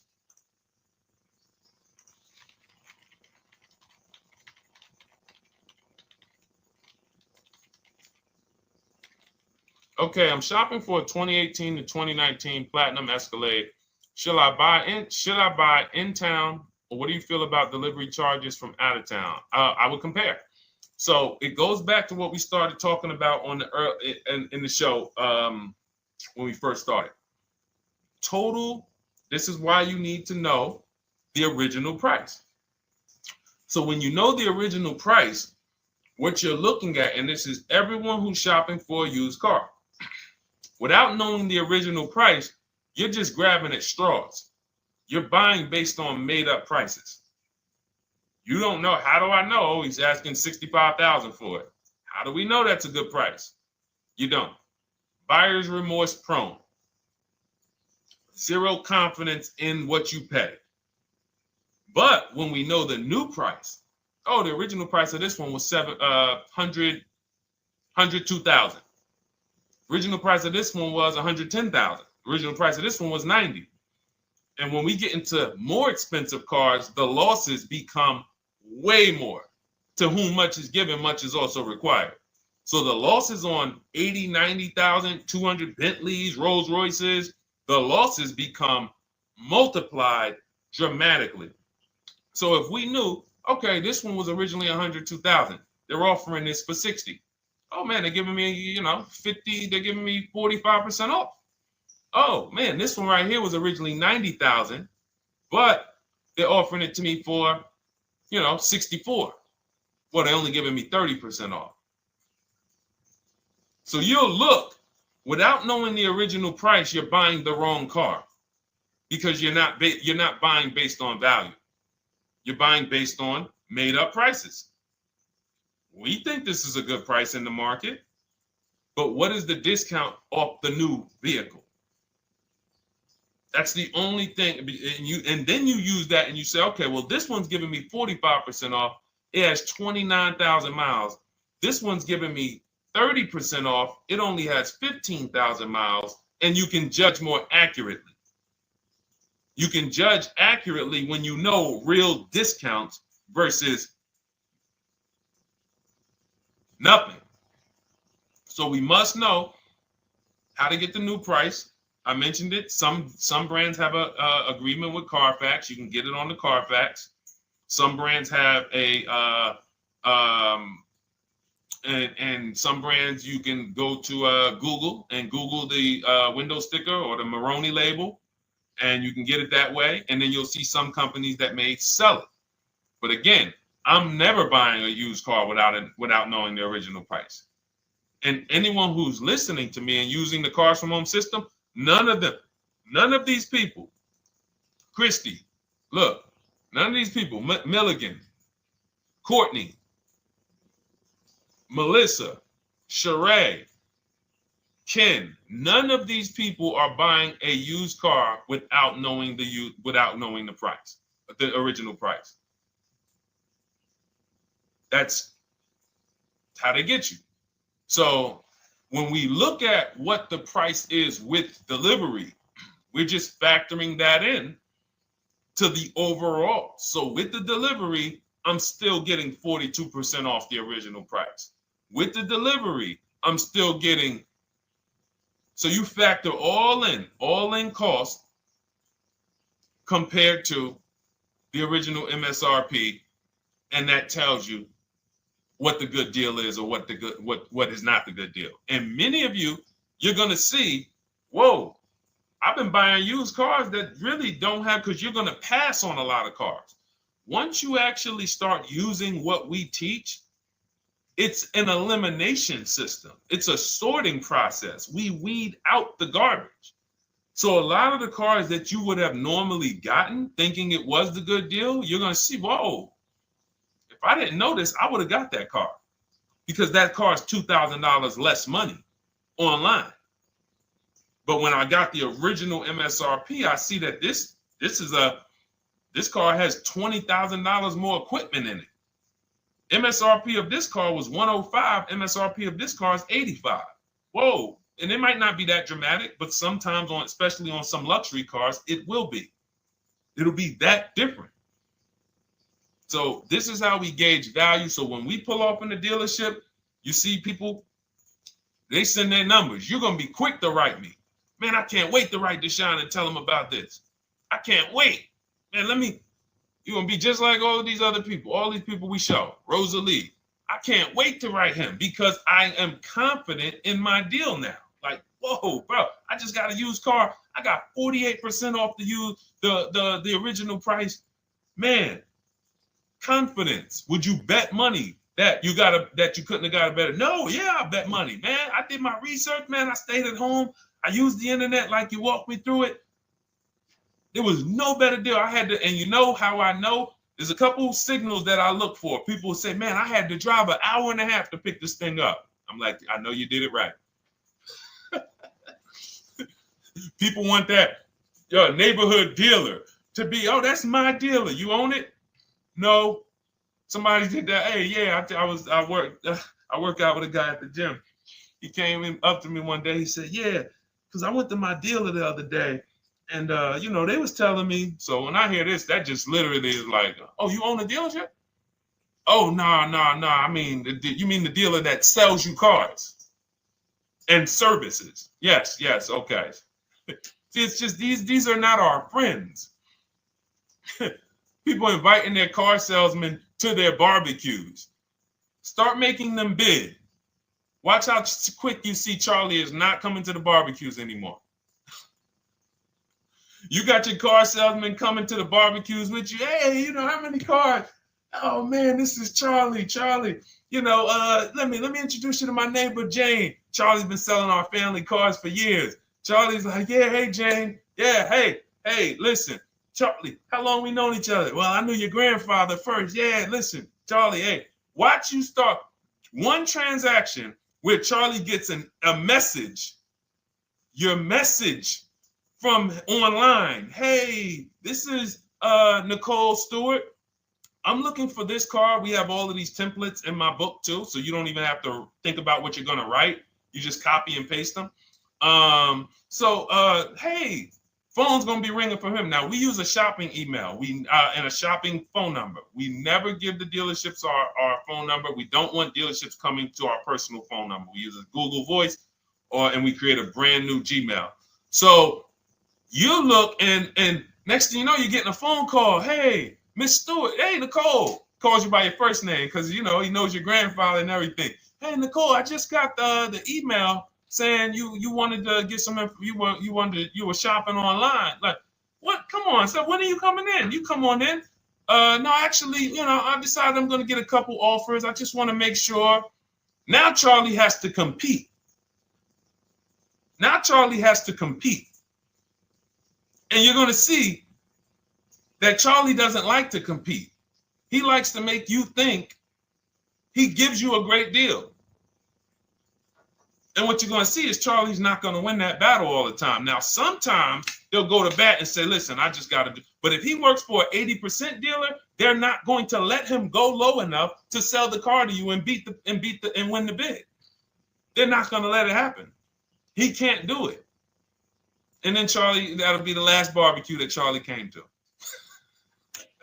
Last barbecue. Oh, man. So, wait a minute. Molly, pull up Molly on Facebook's comment. Dolan, she just commented. We are live, y'all. This is our Monday, May 12th show. We do these shows from Monday through Thursday, 12 noon to about 1:30. So make sure you set your calendars and tell your friends and family, because they're out there shopping right now and they're getting their heads chopped off. I hope YouTube doesn't censor me for that, but they are. And if we were to look at their car deals compared to what our people are paying, you would be like, yo, they got. So pull up Molly's comment, please. Okay, there we go.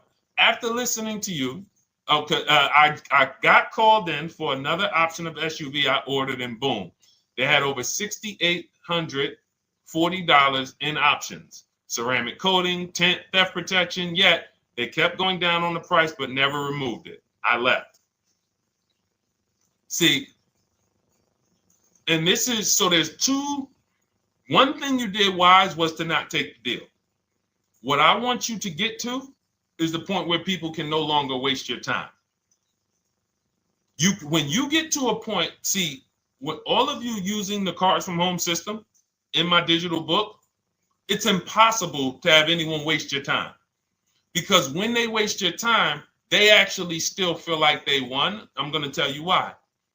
We're going to sell this car to someone else, and you still need a car. So that's why that's a reason why who's heard wait till the end, this bad negotiating advice, wait till the end to tell them you have a trade. They know that they literally will do this whole negotiation. You've been in there for 3 hours, 4 hours. Now you spring your trade in on them, and they know, well, we don't have to give her what she wants. We don't have to give her $16,000. Yeah, offer her 14. Offer her 14. Because she's been in here negotiating back and forth. We already dropped our price a little bit. We still got profit we're making, but listen, let's try to make some of that back on the trade-in. All right, offer her 14. Now you've been in here and you're like, no, wait, I know I could get 16 for it. Listen, the car's worth 14. I mean, listen, if you could get 16, God bless. Now they're in a position of strength, because if you walk away, you still need a car. You've wasted hours of your time. And if you take the deal, they won. So it's like some people be like, man, because that's what they're thinking about. You know how many people say, Dad, all right, I know I feel like I could get 16, but do I really want to go through this all over again? All right, let's just do the deal. Lost. Didn't get the money for their trade-in, have no idea if they're getting a good price on the new car. They haven't gotten other offers. That's the car business. That's what 95% of people do. That's the car business. Leave thousands on the table. And now we can talk about the 3 pillars of great car deals, because that actually ties into what we're talking about here. Thank you, Nicole. Thank you. Helping out the community. Listen, I help everybody willing to listen. I have the benefit of actually teaching something that is so effective. I get hundreds of people that write me and send me deals and get results. So I have a real-time gauge on how we're doing. Real time. Versus somebody who sells stuff, but they don't really care about the result. So you'll buy stuff and you're like, whoa, this is not the result I thought I was going to get. All we do is hold ourselves accountable to the results. And as long as we keep getting these emails in, as long as we keep getting people writing us, taking pictures, sending stuff, we know people out here getting the same types of deals that I would be getting. And that's what I want. I don't want anyone taking a deal that I wouldn't take. As somebody who's done thousands of transactions with Mercedes and General Motors, leased 7 cars. I'm the one my friends call. They've been calling me for 7 years, 8 years. Deshone, all right, man, I need a car. I'm good. Listen, this is what I do. And the way that we give them peace of mind is the comparison offers. You only have peace of mind with comparative offers. There's nothing else. That's why you can buy spaghetti sauce, and that's why you can buy a TV on Amazon in 5 minutes, 10 minutes. Because you're going to go through, boom, okay, all right, let me check Walmart.com. All right, let me check this site. All right, let me check this site. All right, this one's the best. You spend $800, $400 in 15, 20 minutes. And not feel buyer's remorse because you've seen the options. Buyer's remorse comes from not seeing other options. It's that simple. All right, let's go. All right, Dolan, we got time for. All right, yeah, throw another one in, Dolan. Let's go. All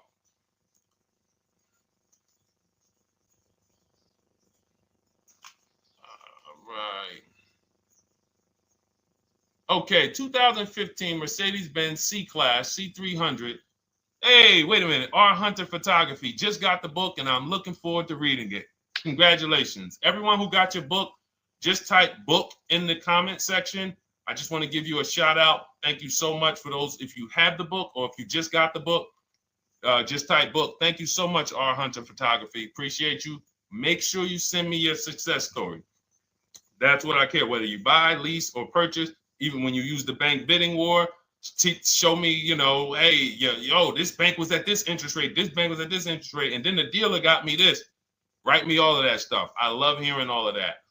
Michael, good to see you. Michael McLaurin on TikTok. Thank you so much. Use it and win. Use it and win. I want that book to return to you $5,000 to $10,000 per deal. So every single time you do a car deal, that book should be returning to you $5,000 to $10,000 per deal. All right, 2015 Mercedes C-Class, 85,000 miles. What are you thinking? See, there's nothing there. You get what I'm saying? There's nothing there. You have nothing to compare it to. Now, here's the thing. We teach something in the book called, and we still got to go to the 3 pillars of great car deals again. But there's nothing, we teach something, there's no boundaries in car buying. There haven't been no boundaries. For example, let's talk about the most expensive purchase most people make. Now, in this case, sometimes it's people's cars because people aren't buying houses as much as they used to. But the most expensive purchase people make is their house. Would anyone on here get a 40-year mortgage? Anybody? Yes or no? Thanks, EJ. Enjoy the book. I can't wait to hear from you. Anyone? Would anyone get a 40-year mortgage? Anybody? We got smart people on here. Anybody signing up for the 40-year mortgage? No. Okay. So if no one's signing up for the 40-year mortgage, the question is why? Why?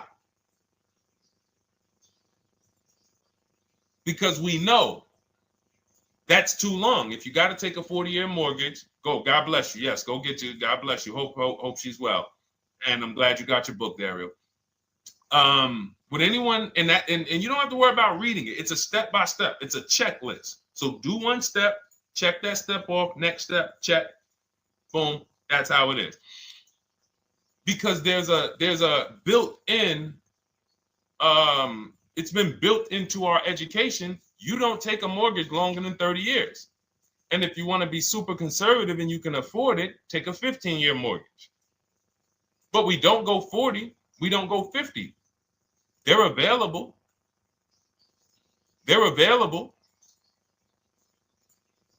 That's the same thing with 8-year car loans, 7-year car loans. And when we look at, so we have something called the rule of 72, which is 6 years. and the 10th birthday. What this says is you should never take a loan longer than 6 years, 72 months, and you should have the car paid off by the 10th birthday. Now, why? Because when I was in Mercedes, people who would come out is two people who hate, this is actually the same person. They hate Mercedes. They hate BMW. Why? Because they had an older one, no warranty, and they could not afford the maintenance and the repairs on top of the money they were paying for it. They hate it. You ever hear people say, oh, never buy that, man. I had one of those. It was a money pit. It was a money pit because you bought one that you wanted to shoehorn your way into the car.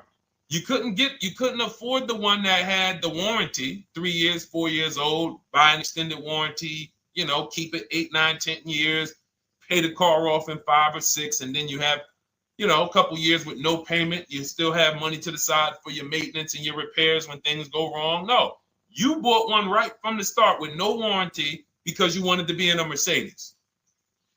And they come out crying. You could just see it welling up in their eyes. We know, we've seen it too many times. That's a brand that people without any affordability index, they're going to buy cars that they cannot afford because they can afford the payment. And the saying is, if you can't afford to maintain it and repair it, you can't afford the car. So we never want a car that has a loan on it past the 10th birthday. That's an affordability gauge. That means I'm looking at a 6-year-old car. Car is 6 years old. 4-year loan. The amount of the number of years on the car, and this is in my book. Nothing I'm telling y'all is me coming off the top of my head or off the fly. I'm teaching you out of my book. That's what these shows are.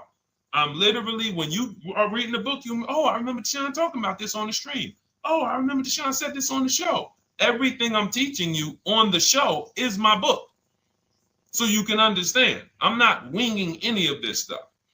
But when you look at the rule of 72 on the 10th birthday, it says the age of the car and the number of years on the loan should not go past 10. So if you're looking at a 5-year-old car, that already says my budget can only afford 5 years old. Like I can't get 4 years, 3 years old, which means I need a 5-year loan. If I'm looking at a 4-year-old car, I could do a 10-year loan. I mean a 6-year loan, because that's under 10. If I'm looking at a 3-year-old car, I can do a 6-year loan. 2-year-old car, 6-year loan. But if I'm looking at a 7-year-old car, 3-year loan. And what you're going to see is, wow, when I use that, Deshone, I see there's certain cars I can't afford. Correct. Correct. Because you can't afford the car to begin with if you need to get a 6-year loan on a 7-year-old car. Does that make sense? Type $signs if that makes sense. Type a $sign if you're getting this. Type a $sign and let me know you're getting this. Never heard of a 40-year mortgage. Exactly, Artelis on Instagram. I didn't hear about it until I started teaching this. Because the reason we created the rule of 72 on the 10th birthday is because we wanted to bring the same standards that they have in mortgages to the car business. There are people who only get a 3-year loan on a car or a 4-year loan on a car. That's like a 15-year mortgage, short-term mortgage. And then there's people who say, all right, I want to do a more average 5 or 6-year loan. That's your 30-year mortgage. But when you start going to 7-year loans, that's 84 months on a car, you're moving to like a 40-year mortgage. You are going past affordability. This is a sign. This is a red flag. I cannot afford this car.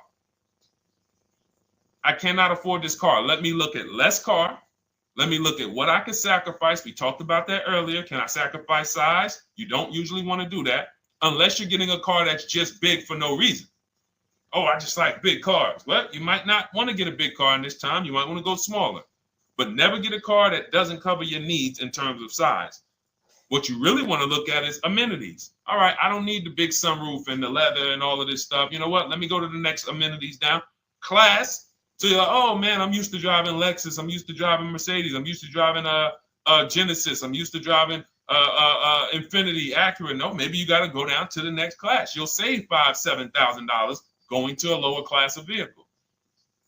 These are the things that you want to be looking at. This is how you want to approach. This is how you don't. This is how we win. This is how you understand your car transactions versus just like, all right, time to get a car. Can you just do this for me, Mr. Person who I know is going to make money on me, and it's your job to make money and they're going to fire you if you don't make money on me? Could you just get me the best deal possible? No. DJ EJ, thank you. Ray, getting value out of it. I see you. Awesome. Deshone, how much should we try to negotiate out the door? That's a bidding process. See, that's a feeling for, we don't worry about that. I'm going to tell you why. Some deals, their best deal is going to be $10,000 off. Some cars, the best deal is going to be $5,000 off. Give you an example. In some deals, the best deal is going to be, you're not ready for this, almost $30,000 off. Now, let me show you each one. So when you look at, where's Tiffany? So Tiffany, no, that's Chris. Hold on. That's Kanika. Oh, wait a minute. All right, let's go to the. So the question you're asking reflects normal negotiation, which is we're feeling for the bottom. We don't really know where the bottom is. We're feeling for the bottom. And you're feeling for the bottom, it's a losing strategy because you don't know how deep, you don't know how low the bottom is. When you feel like in your gut, okay, I think this feels like the bottom, you take the deal. Losing strategy. Because the bottom is different for everyone. So you look at somebody like Sean. Sean gets 15, he bought an F-150 Lightning. He got, with the discount from the dealer and the hidden money, unadvertised rebates, over $20,000 off his F-150 Lightning. Over $20,000 off. Now, you look at somebody who, let's see if we can find Kimberly. Kimberly, when she got her Maserati, I love just keeping Kimberly up because she's like, you know, she got over $20,000 off her brand new Maserati when she got it, even though it was last year. But I want to look for a smaller deal. So I think I might have took Tiffany's down. Hold on. Because Tiffany got a Mazda. Hold on. I used the strategy in your book. Hold on. Tiffany got a Mazda, and when she got her bids, her best offer was $6,300 off. That was the best offer on that car. But she had other offers that were $3,000 off, $2,000 off, sticker price, over sticker. That was $63,000 off, $6,300 off. Then you look at somebody like Milligan. Milligan got the biggest discount I've ever seen in my life. She got a $79,000 car. She got her bids, and she got almost $30,000 off. It's $79,000. She paid $51,359. Brand new car. Brand new car. Brand new car. So do you see that if we're trying to feel for the bottom, let's say you think, all right, $3,000 off. I guess that's a good deal. You're getting beheaded. So we cannot feel for the bottom. That is buyer's remorse prone. That is how we have buyer's remorse. The only thing we do is we sit at home, we get bids. That's the name of the game. When you are getting bids, life changes. You now know, oh, this deal is taking off 8. This deal is taking off 2. This deal is taking off 8. This deal is taking off 10. This deal is taking off nothing. Oh, the $10,000 dealer wins the bid. You took off $10,000. That was the bottom. And again, we use the 25-to-5 strategy where I show you how to connect with 25 dealers in 20 minutes from home. You get your bids. You want to call around, do it by phone, call and get your bids by phone. We do this by email without talking. That is what's in my book. That's how we do it. So everything we talked about is in my new digital book. Cars from Home, 7 Steps to Saving Time, Money, and Avoiding Dealerships. Normally $97, part of our welcome offer. You get your copy for $24. That's 75% off. In my TikTok bio, click that link. My Instagram bio, click that link.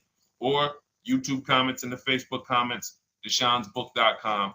2 hours, get your $24 and let that continue to make money for you and keep money in your family. We didn't talk about.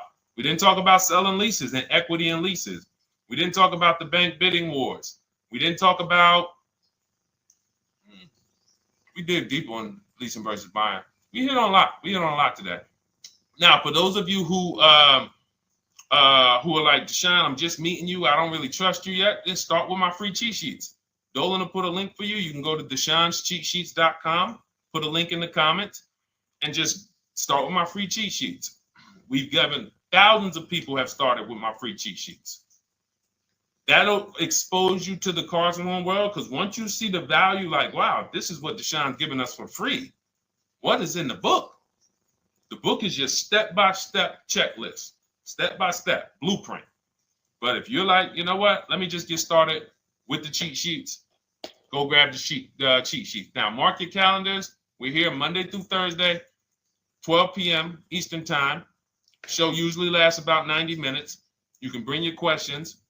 You might be watching this on a replay, because you'll see a lot of people ask the same question you would have asked.